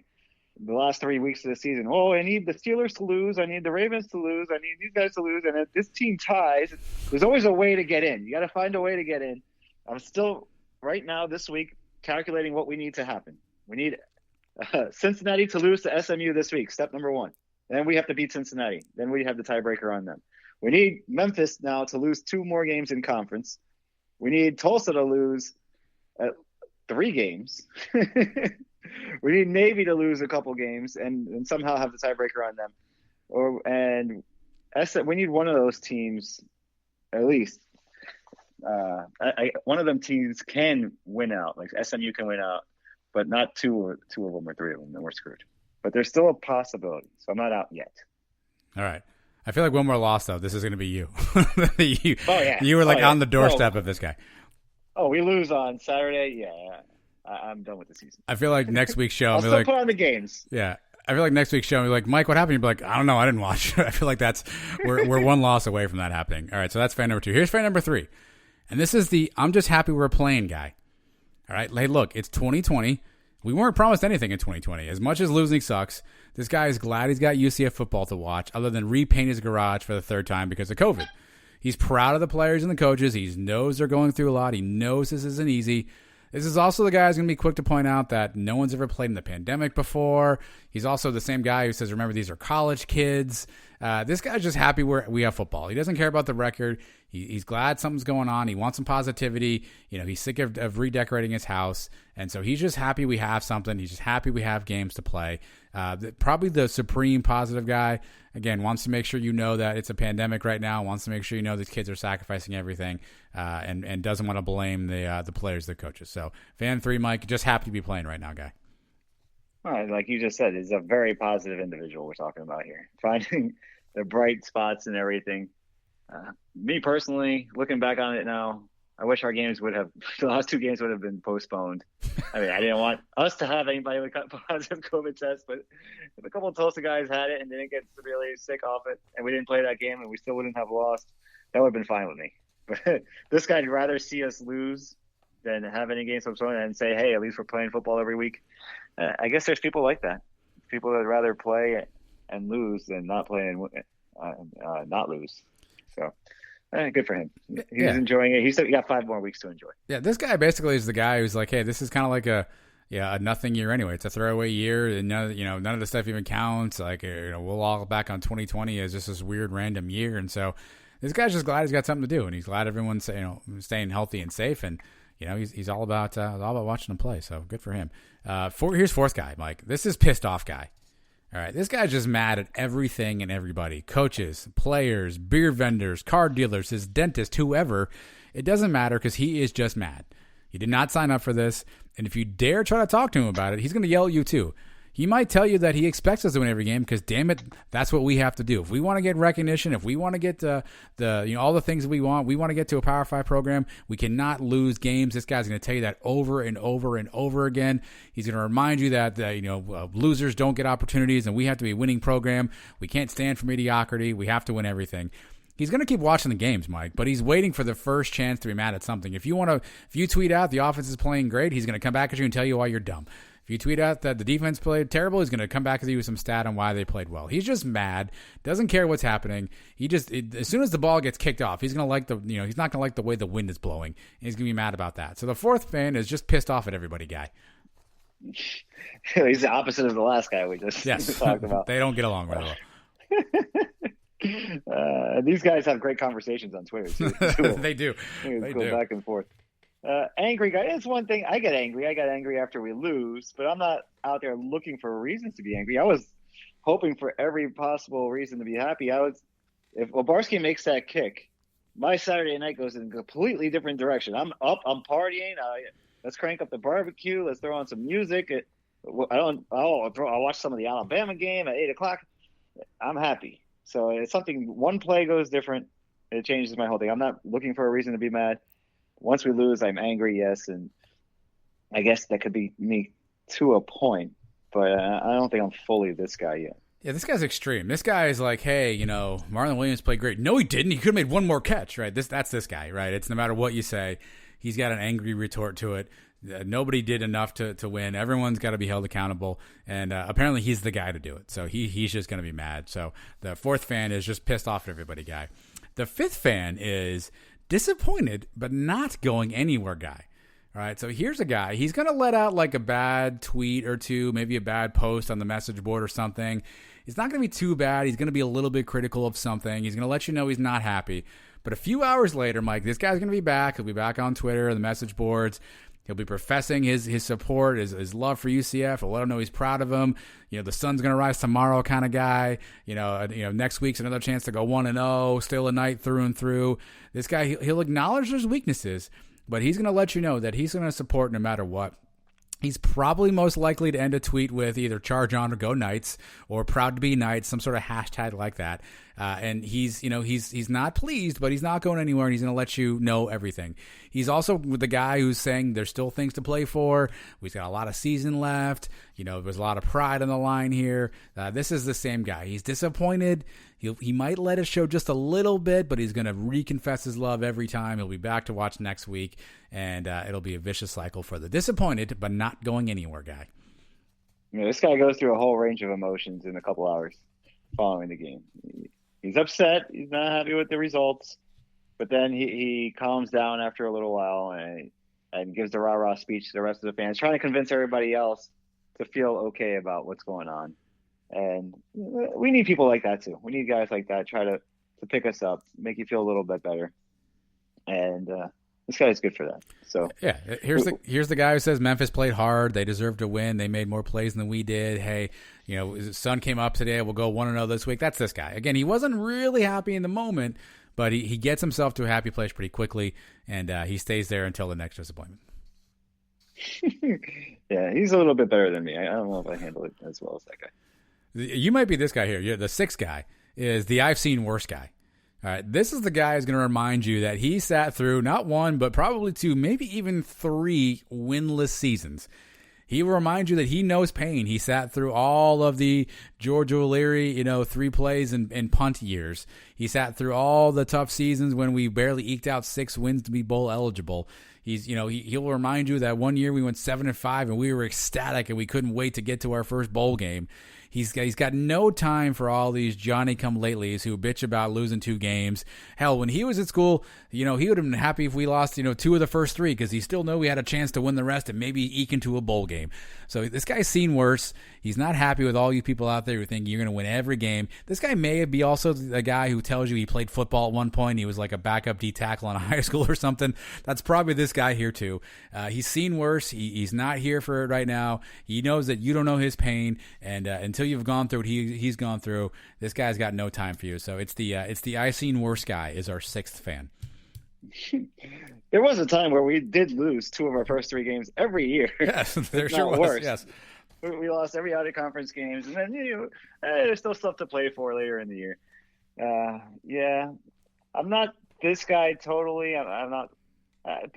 Sometimes I guess I could be. Yeah, I've been through it. I have seen all this stuff, just as like you and some of these guys, the winless seasons, and we're still here. We're still fans of the team, even after all that. So we're not going anywhere. These are diehards that've been around a long time. But yeah, I can see how that can be annoying to the new guys because we kind of talk down to them like you guys are spoiled brats, which a lot of them are. But yeah, because this guy wants to lecture you too. He's not just here to tell you he's seen worse. He's going to lecture you on why it's not as bad as you think it is and why we're building something here and, Danny White's got us on the right track and blah, blah, blah. Like, this guy's not just going to be like, hey, I've seen worse guy. He's going to lecture you about it. So if you get this guy in the room with pissed off guy who is just here for the wins, baby, like that's all we're here for. We're here to dominate, and dominate. You get number 4 pissed off guy and number 6 I've seen worse guy in the room. It's going to be some fireworks there on the message boards. I will say this, seasons like this and losses like this, when they happen, they suck. But it makes the season like 2017 that much better. It makes 2013 that much better, coming off a couple of tough losses in 2010 and 2011 down season. And then you come back and you win the Fiesta Bowl. And then a winless season, going through all that. And then heartbreaking losses in 2016. The Temple game that we said in the last second, losing to the Cows. All those losses, they hurt. And they add up, but then when you do put together a season, it's just that much better when something like that happens. So our day will come again. All right, our 7th and final fan is it's the I'm here to lecture fans on how to be fans guy. All right, this guy's looking for you. He's looking for all of you. He's got receipts because he knows what it means to be a fan, and he's going to tell you all about how to be a fan. He doesn't really even have an opinion really on the team or the game or what happened. All his opinion is whatever you're doing, it's not what you should do as a fan. Because this guy knows how to be a fan. If you're cheering, sit down, you shouldn't be cheering. If you're sitting down, why aren't you standing up? You should be cheering. If you're critical of players, you shouldn't do that. They're college kids. You're not critical of players, let's hold these guys accountable. Whatever you're doing, it's the wrong thing to do. Because this guy knows it, because he just knows how to be a fan. You're going to the stadium, you shouldn't do that. You're not at the stadium, why aren't you supporting the team? Yeah, you're complaining about ticket prices. It helps athletics programs. You're not complaining. You know what? I'm not paying that. No matter what it is, this guy knows how to be a fan. And whatever it is you're doing, it's not it. Don't even bother trying because this guy's just waiting for it. He's just seeking you. He's waiting right now for you to say something so he can remind you why you're not really a fan. This guy's an expert on everything. Probably not just in sports, but I'm sure he's the same way with everything in life. He's got all the answers. You have none. And he's going to let you know exactly how you should be doing things. This guy seems like a pain in the ass, actually. Well, don't get him confused with number 4, because number 4 is pissed off. But he's pissed off at what's happening around him. Number 7's pissed off at you, like you as a fan, that you're just not living up to his expectations. There was a guy on Twitter. I don't even know how I got tagged in one of these stupid Twitter threads, but somebody said something about the offense and play calling or whatever. And this guy, one guy, just gets in there with like, "You idiots! You guys are all complaining about an offense last week that's put up like 49 points." Well, I mean, they didn't last week, genius. So I mean, yes, we complain about an offense that put up 49 points, but we're not complaining about it now. But he just, that's not how you be a fan. Support the team. You guys don't know anything about football. So this guy's probably also a guy who like played backup D tackle at some Division II school for like a half an hour. and now knows everything about football too. So those are the 7 fans, Mike. We got there may be more. I think these are the 7 though when you really sit down and break them out. He's the guy that says, I played the game. I played the game guy, and I was the trenches guy. Yeah, I think you so. never play. Did you ever play the game? I did not play the game, no. I think he's the guy. Exactly. Yeah, he's so the guy. You know nothing. So you know nothing. You know how to be a fan. This guy will probably tell you he's been a fan since like 1985 or something, right? He'll start quoting I've been a fan since the early 70s. Yeah, we didn't have a team until 79. Like that's gonna be this guy right here. So these are the 7 fan types. So we'll recap. Number 1 is fire Heupel guy. 2 is I'm done with season guy. 3 is happy we're playing guy. 4 is pissed off guy. 5, disappointed but not going anywhere guy. 6 is I've seen worse guy. And 7 is I'm here to lecture you on how to be a fan guy. Where are you on this continuum, Mike? You could probably be a mix of a few different fans. Where do you fall right now? Yeah, I think I'm a mix of 2, okay. 4, okay. and even the I've seen worse. I'm a combination of all those. So you're 2, 4, 6. Yeah. This whole sports year with the whole COVID and all that stuff, I gotta say I haven't gotten into it as much as UCF is different. I have gotten into the UCF games more than anything, just as much as normal. But the baseball and the NFL and all that other stuff, I didn't really. I watched the playoffs for baseball. I put on the Giants, but I'm not. I mean, they suck. So I don't know. It's just different feeling where you don't even know if a game's gonna get played this week, and games are getting postponed all the time. So. Another loss here. We lose to Tulane. I may be I'll see you guys next season. But I obviously can't do that if we're still doing this show and we're still doing pregame shows. So if it wasn't for this show, if this was 2015, I'd be checked out, guy. All right. With another loss. Yeah, I'm probably somewhere between 5, disappointed, not going anywhere guy. 6, I've seen worse guy. I got a little bit of 3 in me, a little bit of happy we're playing guy. Because, there was a point where we're not, playing guy. I'll tell you what, though, right now, if you told me, the number 1 guy, Fire Heupel guy, I'm not there yet, but if you told me there was an attractive candidate out there or there was rumors floating around about somebody, I could quickly become number 1 guy. I would need to hear a name that got me excited. I don't know what that name would be. Nick Saban was wanting to come to UCF or something, right? Or Lincoln Riley wanted to come down here, or Dabo Sweeney wants to come down here. I might be able to go okay, I can be number 1 guy. So I'm not number 1 guy until I know what that would be. I need to know what I'm getting myself into. But I could probably be talked into number 1 guy. Well, I can easily become number 1 guy with one result this season. And that's if we lose to the Cows. Oh, no. You fire that man before the final whistle, before he even gets back into the locker room. We're going to Lane Kiffin him right there on the tarmac. We're right on the parking lot, I guess, because there's no tarmac. Leave him right there. Send him to Mons Venus and say, have a good life. Don't come back. You cannot lose to the Cows, especially in a year like this. If that happens, I am right there. There are just certain moments where games you cannot lose. That's one of them. I don't care if we lose every game from now to that point. He has to win that one. Do you think if the season keeps kind of going a little bit off the rails here, do you think Heupel will fire anybody in his staff? Like, do you think Heupel will fire or could fire Randy Shannon? I don't know if he could fire Randy Shannon. They're basically hired in tandem. White hired him to be the defensive coordinator and basically the head coach of the defense. I don't know if he has authority to do that. He might have to go to Danny White and say, hey, a change needs to be made. He may ask for that. We've seen coaches get rid of coordinators, to save their own jobs. I guess it's possible, but I don't know if he can actually fire him. Like I said, he probably have to go to Danny White and ask him to be replaced. If you want to keep me, then we need to do defensive coordinator. He can't fire the offensive coordinator. He is the offensive coordinator. If you wanted to fire Golash or somebody, what is that going to do? Everybody knows who's calling the plays and who's running the offense. So I don't know. He doesn't have too many moves to make. Do you see a scenario where Danny could go to Heupel and say, you got to stop calling plays? I doubt it. I don't think so. I don't think Danny is actually telling him how to coach on a game day or anything like that. Now, if he sees that Heupel has lost the locker room and teams falling apart and things, then he can say, he can make a change himself. But I don't think he can tell him who's calling offensive plays, who's calling defensive plays. I don't think Danny gets involved like that. I feel like the spot to hit Danny is in the wallet.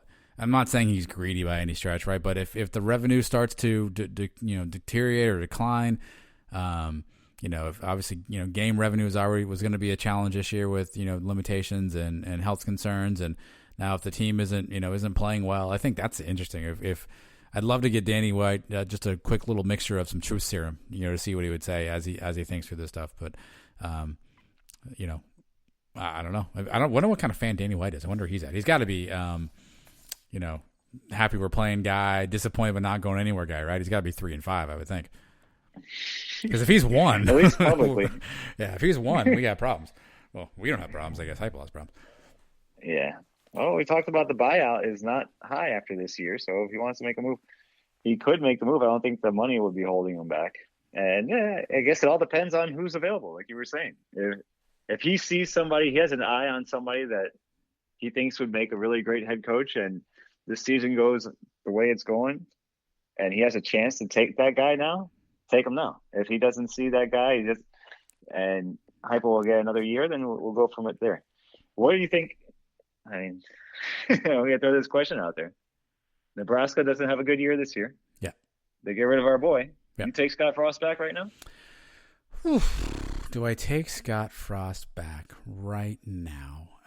Is it? Oh, at the end of the year. Yeah, I know what you mean. Yeah, okay, we lose 2 more games. Okay. We lose Cincinnati, and we lose, I guess, Tulane. Okay. So we beat who's the other one? We beat Temple and the Cows, and what's the other one I'm not thinking of? Cincinnati, Temple, Cows, blah, blah, blah. Houston. Okay, so we lose Houston and Cincinnati. Let's put it down. And we somehow win this home game, and we beat the Cows and Temple, and we finish 5-4. And Frost is sitting there. Frost has got canned. Frost comes back to him on his knees and say, "You know what? I made a mistake. I took a chance. That was my one shot to have my lifelong dream, but I realize now what I had here in Orlando. I can build this sucker back up again." And have we already fired Heupel? No. So Heupel's still the coach, and Frosty Frosty pulls a Bill Moose and calls up Danny White for some cheesesteaks and is like, "Hey, while we're here, really wouldn't mind my old job back." But yeah, not even Frost calls him, but Frost is out there. He's available, and he's going to get a job somewhere. If it's not here, then it'll be at an FIU type school or whatever. Whoever's available, he'll get a job somewhere. With Frost, it's not that he left; it's more how he left. I think that rubbed me the wrong way, and bothered me more so than anything. It's not that he left, because to your point, it was going home, a lot of money. I get all that. It's kind of how he left, the sort of the undercover, under wraps, like I'm not going anywhere, blah blah blah thing. That really kind of rubbed me the wrong way. So there'd be an element of me that wouldn't trust the guy again, but. I mean, I'm not going to lie. He certainly put us in a really good spot. And, you got to wonder if he could hit lightning in a bottle a second time. I would do. I'd pull the trigger on it. Yeah. Yeah, I talked myself into it. I would do it. I wouldn't. And so if I don't know that if Danny should go seek him out, but if it somehow it came available, I would consider it. Yeah. I think a lot of UCF fans would take him back in a heartbeat. And what about he's available and the Cows say, you know what, this Jeff Scott, it was a quick fix, but it's not going to work. And Frost is out there. We can get Frost. We would hate to see him go to South Florida, right? Ooh, yeah. He can't go to the Cows. Yeah. Yeah, that's not going to work. He can't go to the Cows. No. Yeah, because he'd build them back up pretty quick, I think. No. Yeah, he can't go to the Cows. Yeah, that would not work out.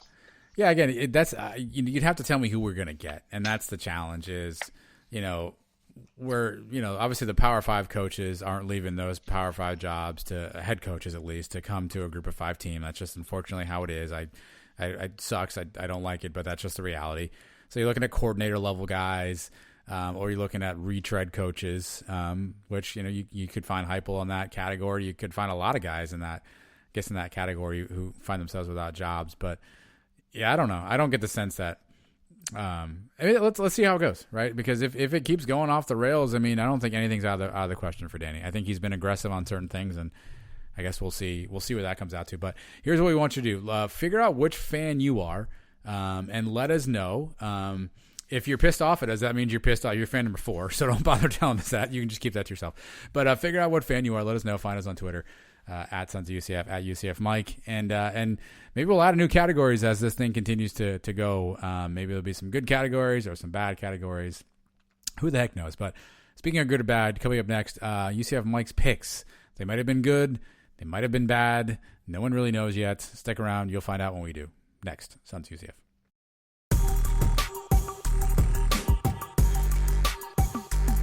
Mike versus everybody. All right. Each and every week, Mike goes through the books, the ledgers, the logs, everything he can get his hands on to give you some games that he wants to pick winners on. He tried that last week, and let's find out together now how those results ended up. Mike, how did you fare after last week's picks? All right. I guess it's becoming a trend now. Every week, a game gets canceled on me, postponed, and one of my picks goes out the window. So I picked 3 games. Only 2 of them actually got played, and I went 1-1. I won the Navy East Carolina game. I had Navy. They covered. I lost the Cows in Temple. The Cows put up a fight, only lost by 2. Temple was favored by 10. So 1-1 on the week last week. 8-6-2 overall for the season. And in Pool Tracker, in the pool we have going, I'm still in first place, holding strong. Had a 3-2 week there.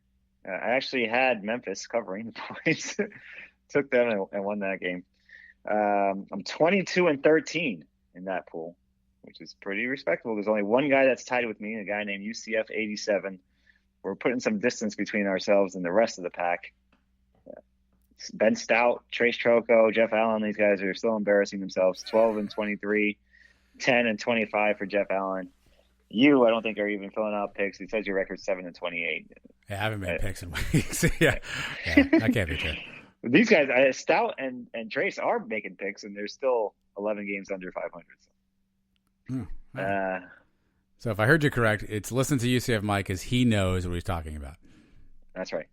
I got 3 more winners here this week. Let's fire him up. I don't want to jinx myself, but I don't think I've had a losing week yet this season. I've done either broken even or a winning week so far. And this is, 6th week of making picks, something like that. So let's do it. Let's go. Game number 1. Tulsa is a 10-point favorite at the Cows. Ooh, the Cows. The Cows coming off a tough loss, like I just mentioned, to Temple, missing a 2-point conversion at the end of the game. Tulsa hasn't played since they beat us. They had the bye week, and then they got hit with the COVID game against Cincinnati last week. So they've had a couple weeks off now.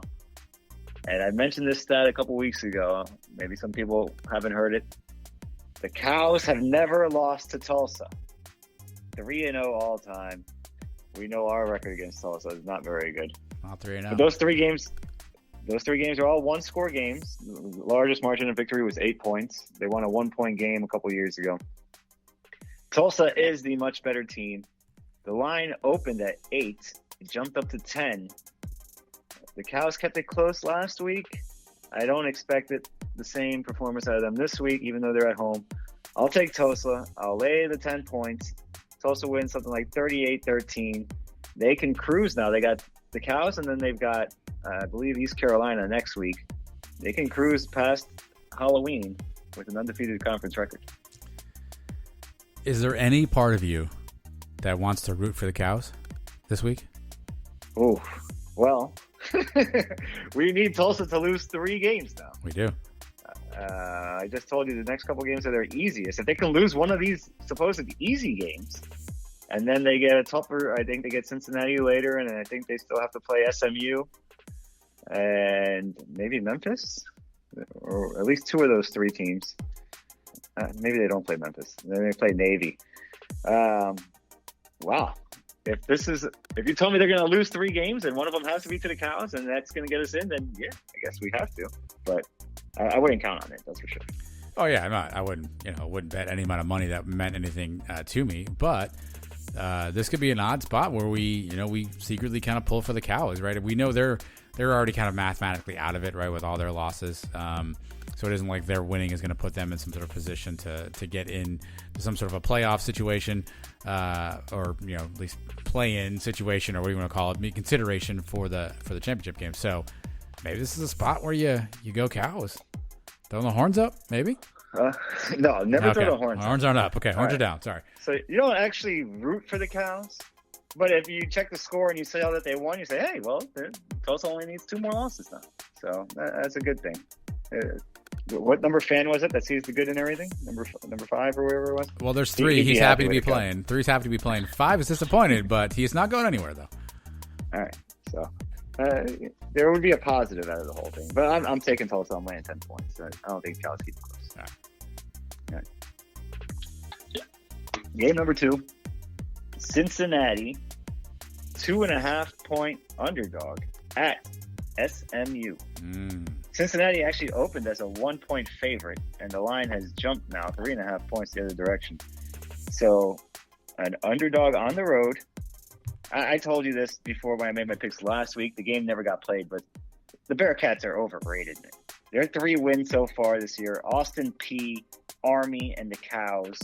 They have not impressed me at all. Those 3 wins are weaker than our 2 wins. Somehow they're ranked with number 8, I think, number 9. They avoided Tulsa this week with the COVID game. I see Bichelle and the Ponies in the driver's seat now. They've already beat Memphis. If they win this game, then they're just going to start climbing the polls. They're in the teens right now in the polls. I see SMU at home beating these guys by a comfortable margin, something like 40-28. Wow. You think Cincinnati's going to pull this one off? I don't know. I don't know if they're any good or not. Right, that's the problem. Is we haven't really seen much of them. So I have no idea if they're a good team or not. I don't like you. I don't trust them. I don't look at them and go, "Holy crap! This team has got something special going." I don't think that. I'm curious how teams are rebounding after the COVID stuff. Because obviously they took a week off. I think they were the team that had the COVID issue. I think that's right. So. Yeah, it's interesting. I don't know. I don't know what to expect from. I don't know. I'll take your record is much better than mine, who's not making picks. So I will take your word for it on that one. All right. Well, this is one of the dominoes we need. So if Cincinnati can lose, we only need them to lose 2 games. If they lose this one and we beat them, then we'll be tied with them with 2 losses, but we'll have the tiebreaker. So this is a big game for us. One of the big ones we need. Yeah, my rooting interest will lie with whatever allows us to at least stay alive and make the season interesting, assuming that we take care of our own business, of course. All right, if we can go into the last 2 weeks and we're still alive, that's saying a lot. We're back, baby. Hey, if we go into those last 2 weeks with Cincinnati and the Cows and we were still in it, then those are huge games. All right, game number 3. I stayed away from the UCF game last week. I'm picking the game this week. Tulane is a 20-point underdog at UCF. The Green Wave, I think, is a lot better than they're getting credit for. Mm-hmm. They lost in overtime to SMU on Friday night, 37-34. They've got a running back, Stephon Hutterson. He can run against a poor UCF defense we've seen up front. Haven't been able to stop anybody. They gave us a tough game last year in Tulane. It was a 1-score game that we were lucky to pull off. We needed a 4th down conversion on a play to Roberson there in the end zone from Darryl Mack. We're coming off 2 bad losses where we've blown big leads. I'm going to look for them to try to slow the game down with their running game, try to control the tempo of the game. And this is a case where we're playing at home, but it's not a sold-out stadium. It's a quarter full of fans that are diehards, but like we said, maybe a lot of the number 4 guy, the angry guy, or the fire hypo guys are going to be in attendance too. The first sign of trouble, the crowd may turn a little ugly on our guys, Mm-hmm.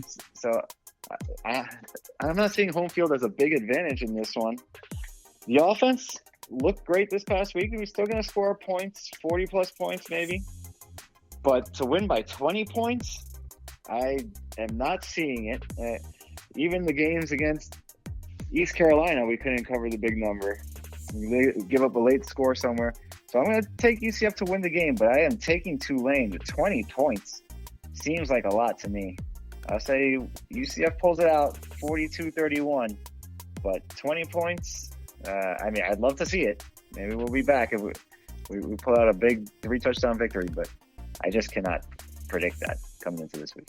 Yeah, running game is where you're going to look at here. So Tulane is averaging 233 yards on the ground. They're only 154 or something like that on through the air. So they're not a passing team by any stretch. They will ground and pound. You mentioned Hutterson. They got Cameron Carroll as well, and Amari Jones is a name you guys probably remember. Not a ton on the receiving core. They're also pretty stout on the against the run, only giving up 129 yards a game, which I guess is not great, I suppose, but it's only 3.1 yards a carry. So they play. It looks like they play the lines well on both sides. Kind of has an eerie Tulsa feel about it, with stout line play, and we'll see how that sort of materializes. They are vulnerable to the pass though, which obviously is a UCF strength. So if those big old boys up front can give Dylan some time, it could be interesting. At this point, I don't have any faith to say that we're going to beat anybody by 20 points. Do I think we can still win? Absolutely. But do I think we're going to win by 20? I don't know if I have all that confidence just yet. All right. Yeah, it's a matchup game like we're mentioning. What's the weather going to be like on Saturday? Too far away to tell right now, but I'm looking, looks like 40% chance of rain. It's a 2:00 game. You would hate to see a sloppy field and have the same thing with Tulsa. The team that can run the ball and control the clock. That would be a bad mix for us. I'm not feeling confident at all. I don't know how you could feel confident coming off the last two games. To say we're going to win by 20 now, back to our old ways. I'll believe it once I see it again. And right now I haven't seen it. Well, let's see if we see Mike have a winning week this week. Again, check back always and find out how he did. You can also find him on, I guess it's too late to join the pool tracker. But if you're in the pool tracker, don't be somebody who's like me and not picks your games each week. So go in there and make sure you make your picks. And if you're following along, maybe Mike wins you some money. Maybe you get that out of the bargain in the end. Check this out. Win some money, buy a screen skin. It all comes together. It's all full circle. That's what we do here on the Sons of UCF. We will close up shop after this with the Cow of the Week segment. Don't move anywhere. Sons of UCF. Right back at you. I'm Jeff Allen. Join me each week for unique yet common sense opinions on sports on the Jeff Allen Sports Talk Podcast. We will break down the sports world minus the hot takes with prominent guests and my stable of sports guys. It's sports conversation the way it should be. Search Jeff Allen Sports Talk wherever you get your podcasts or go to jeffallensportstalk.com.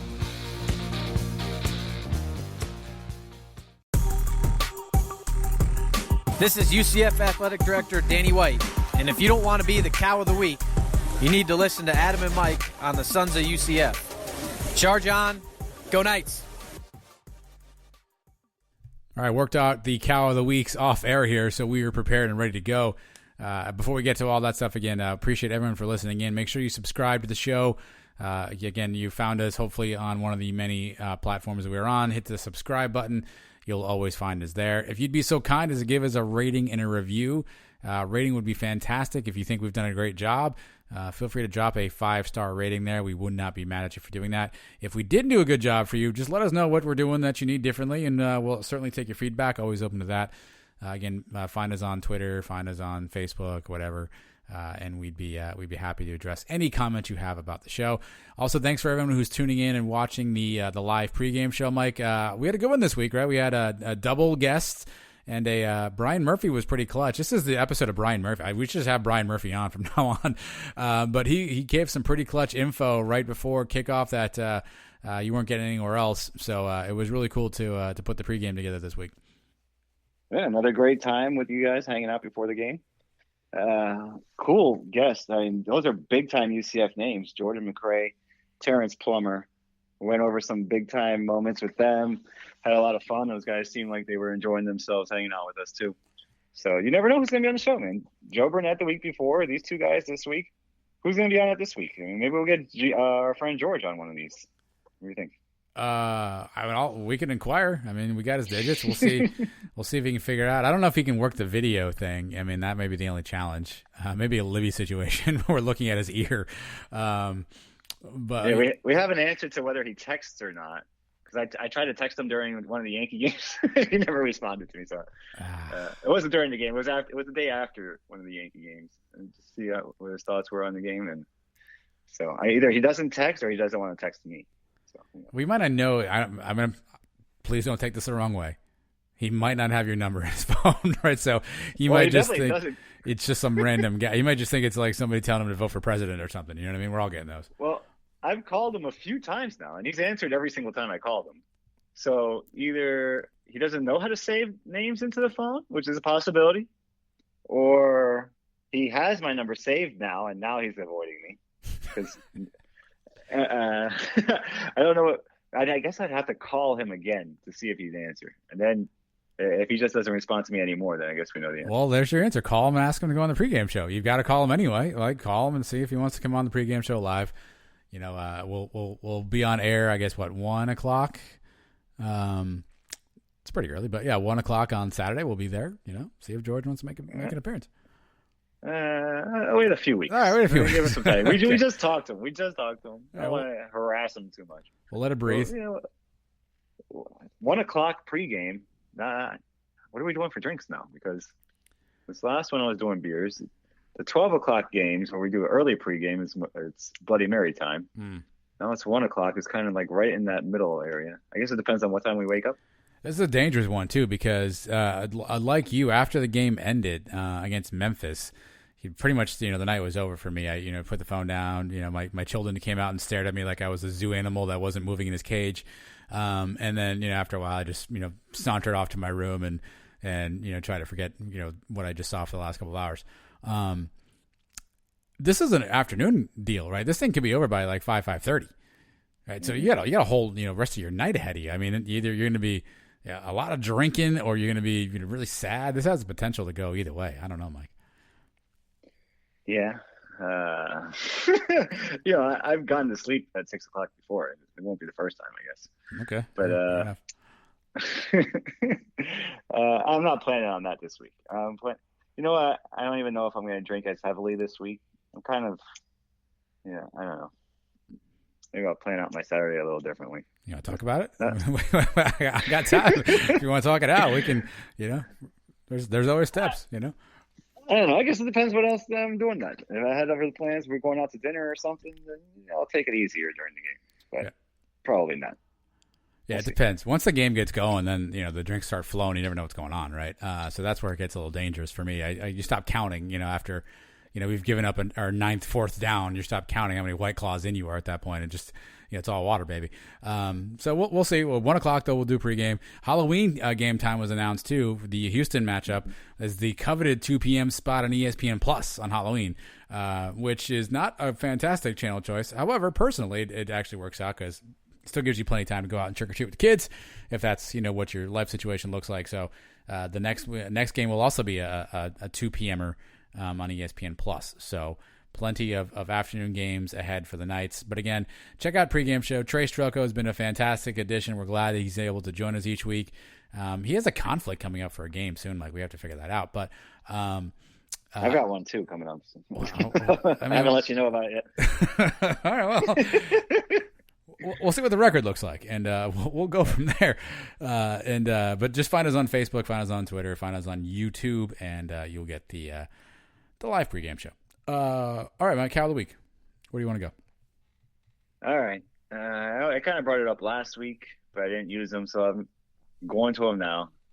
Dan Mullen, head coach of the Florida Gators, for wanting the full swamp.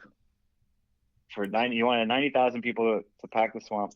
And now his team has had to miss a game with COVID. He's contracted COVID. And they're probably going to have to postpone this week's game against Missouri. That'll be 2 weeks in a row these guys can't play.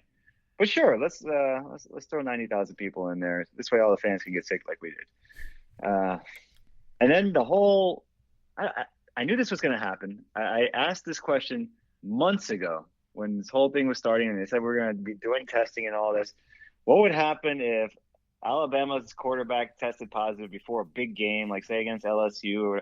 Well, here we are, one of the biggest games of the year. Alabama's playing Georgia, and Nick Saban tests positive, and then he doesn't. Now, so I don't know what to believe. Is this what actually happened? He didn't get COVID and then not have it, right? So they're saying it was a false positive. He tested negative 3 days in a row, and he was allowed to coach in the game. Or is there something fishy going on here? Is this some backdoor deals going on in Alabama? Hey, we need to have the coach out there, and whatever we got to do to make those tests come up negative, he's going to be coaching. I don't know. I would not put that past them at all. And maybe it comes out in a couple of years that something fishy was happening. Who knows? But this whole thing is weird, man. What was the actual explanation for the Nick Saban thing? All right, here's what I know. He tested positive. It was announced that him and the athletic director both had a positive test. He essentially said, "I am healthy. I don't feel ill. I have no symptoms. I'm good to go." They allege that they used a different laboratory because they were trying to get test results too quickly. And once he tested positive, then he went through 3 successive days of testing with the original laboratory and all that stuff. All 3 tests came back negative within that time frame. He still had no symptoms that he exhibited. So at that point, the SEC rules dictate that it was considered a false positive, ergo he was allowed to play or to coach. Different laboratory, huh? Different laboratory, yes. The negative test, let's say whose laboratory? Billy Bob's? We need some negatives to come out here. And it just so happened it was against a Georgia team. They were ranked number 3 against number 2. If this is a game against, Arkansas, where they should win by 6 touchdowns, no. Do they even bother retesting him? Nah, he's there. Well, here's the flip side. Like, what if the Billy Bob's lab? What if Billy Bob went to Georgia and they're like, you know what, Saban positive? You know what I mean? There's so many things that could go on with these things. You know what I mean? So the first test, Billy Bob's a UGA alum and is like, you know what? I think that's positive. Yeah, sorry, this guy positive. Anything's possible. I don't put anything past SEC people. That is for sure. They will do whatever it takes to win, whatever it takes to cheat. If they have to cheat, they'll do it. They'll fix the playoff. If they have to put 3 of their teams in the playoff, they'll find a way to do that, which may happen this year. Who knows? Yeah, whatever. It's all weird stuff. And the Gators, I mean, I don't know what these guys are doing. They were supposed to play LSU this past week, coming off the loss to Texas A&M. Maybe they just wanted a week to regroup. Who knows? And I don't know. To speculate on this stuff, I guess, makes me a cow too. Who knows? We're talking about people's health, but nobody's actually gotten seriously sick so far, right? In college football, we haven't had any serious illness. I think there was one kid, like a D2 school that got really sick. He actually may have passed away. I don't remember if I know the story exactly, but yeah, it's a whole new thing, man. Like, I'm going to be number 3 guy, just happy we're playing guy. Remind everybody that no one's ever played college football in a pandemic before, so it's all going to be interesting. The other thing I found funny about the Saban thing, and again, I don't really care if he coaches or doesn't, but the point that he was bringing up is, he was asymptomatic, so he was exhibiting no symptoms, right? Which we know that you can test positive and not have symptoms, right? Blah, blah, blah. His argument was, could he go upstairs into a controlled booth with just himself and still be able to be in the stadium and coach the game? And they said no, that essentially you can't be in the stadium if you have a positive test, which I thought was interesting because in theory that actually wouldn't. I know he's got to get to the game and he's got to get protected on the way in and people around him and stuff, but it's not like a player where he's out there going to interact with everybody. You can't play quarterback from the booth, so that wouldn't work. But you could coach from a booth upstairs by yourself without anybody interacting with you. It didn't come to that, but I wouldn't have been surprised if that's where it didn't land if he couldn't get back on the field somehow. Yeah, they wouldn't even let him do it from home. I mean, now everybody's on Zoom, and you can put a robot out there with his face on an iPad or something, like he's strolling the sidelines anyway, and he'd still be at home. They wouldn't allow that, and I guess maybe that opens up a whole Pandora's box of things to do in the future. But I wouldn't see anything wrong with that. Why not? If he's coaching, he's coaching. Like you said, it's not like he's actually playing the game. So, well, no world. Maybe they'll change that. They'll change that rule for when they Oh yeah, actually wait till do. like Dabo Swinney can't coach in the like ACC championship game or something, and he'll be allowed to be in like a blimp above the stadium, coaching from above or something. Like they'll figure out a way to make that work if and when they actually need to. My cow of the week, I'm gonna go with Dan Wolken. He's a USA Today columnist. I think he actually used to live in or work for Memphis, the newspaper there, so he may be a little biased. But he essentially had an article this week that said, "Hey, UCF is to be feared no more. You know, they were a once strong and wonderful team, and now they're to be feared no more." And as much as I don't like Dan Wolken, and he's got a lot of interesting theories and speculations, some of it's not terribly incorrect. And that obviously, you know, we've now been defeated multiple times, and that era of like you can't beat UCF is gone. But it is frustrating that you have a down season, a down game. You lose to a Memphis team who's pretty good, and basically it's like, hey, the hell with this team. They're not good anymore. They write them all off, and write the whole program off. Where, you know, Oklahoma's lost 2 games this year. I don't see anybody writing off Oklahoma and saying that they don't belong playing college football ever again and they should just go away and leave everybody alone. But yet that's just the life of a group of 5 teams. So while I get that we deserve any and all nasty and unfavorable headlines right now because we're not playing as we should, that one just feels like not only should you just say UCF's not playing well and they're not playing up to standard or they're not going to make it to, you know, a big bowl game this year, it's basically like, hey, this UCF thing is all coming to an end. And that's just the life of a P5 person, just being, you know, an arrogant SOB. So for me, I'll give Dan Wolken my cow of the week. Well, as a Memphis fan himself, he's kind of putting themselves down. If we're not that good anymore, then that win wasn't that big of a win for them, and they beat us by 1 point. And it's kind of like chanting overrated after you beat a team. Well, you know, then what did you just accomplish if those guys are overrated? That's he clearly has an agenda against us. He has for a while. And, you know, I didn't read his article. Screw him anyway. Well, that's the tough part. It is what it is. We've wanted all the smoke all these years, right? Like we've been coming for people. We've been letting them know every time we won, and that's why number 4 fan pissed off guy is so mad is because now that guy's been out there on Twitter, you know, thumping his chest and screenshots of the Coley Matrix and all that stuff for all these years, and now Heupel's letting him down. So he's number 4 and number 1 guy because, you know, now we're getting dunked on by people, and there's not a heck of a lot we can do about it because we're just not playing well. And so that's where this thing gets a little challenging. Is, you know, we've been asking for all of the stuff forever, and now it's coming back around on us, and it sucks. Yeah, well, we're just going to have to take it. That's all. We have to take it for now, and then eventually when we get back and playing the way we should be and having another great season and making another run, we can start running our mouth again, and I'm sure we will. And by then, there'll be more of us because we're graduating how many kids every single year. The fan base is going to continue to grow as long as we don't fall in the tank. Even if we do fall in the tank, I mean, 2015 didn't kill us. We were able to bounce back after that. So we're going to be here for a long time, and there will be more good years to come. More good years to come. I think that there's no better way to end the show than that. We'll be here for a long time, too, because win or lose, we're going to be back each week. Sounds like maybe we're going to do a pregame show. Sounds like maybe we're not. I'm not really sure. We just learned that live on the air, but we'll figure all that out soon. So for everyone who tuned in and listened, we appreciate you giving us a couple hours of your life. Hopefully we made some things better. We probably made it worse.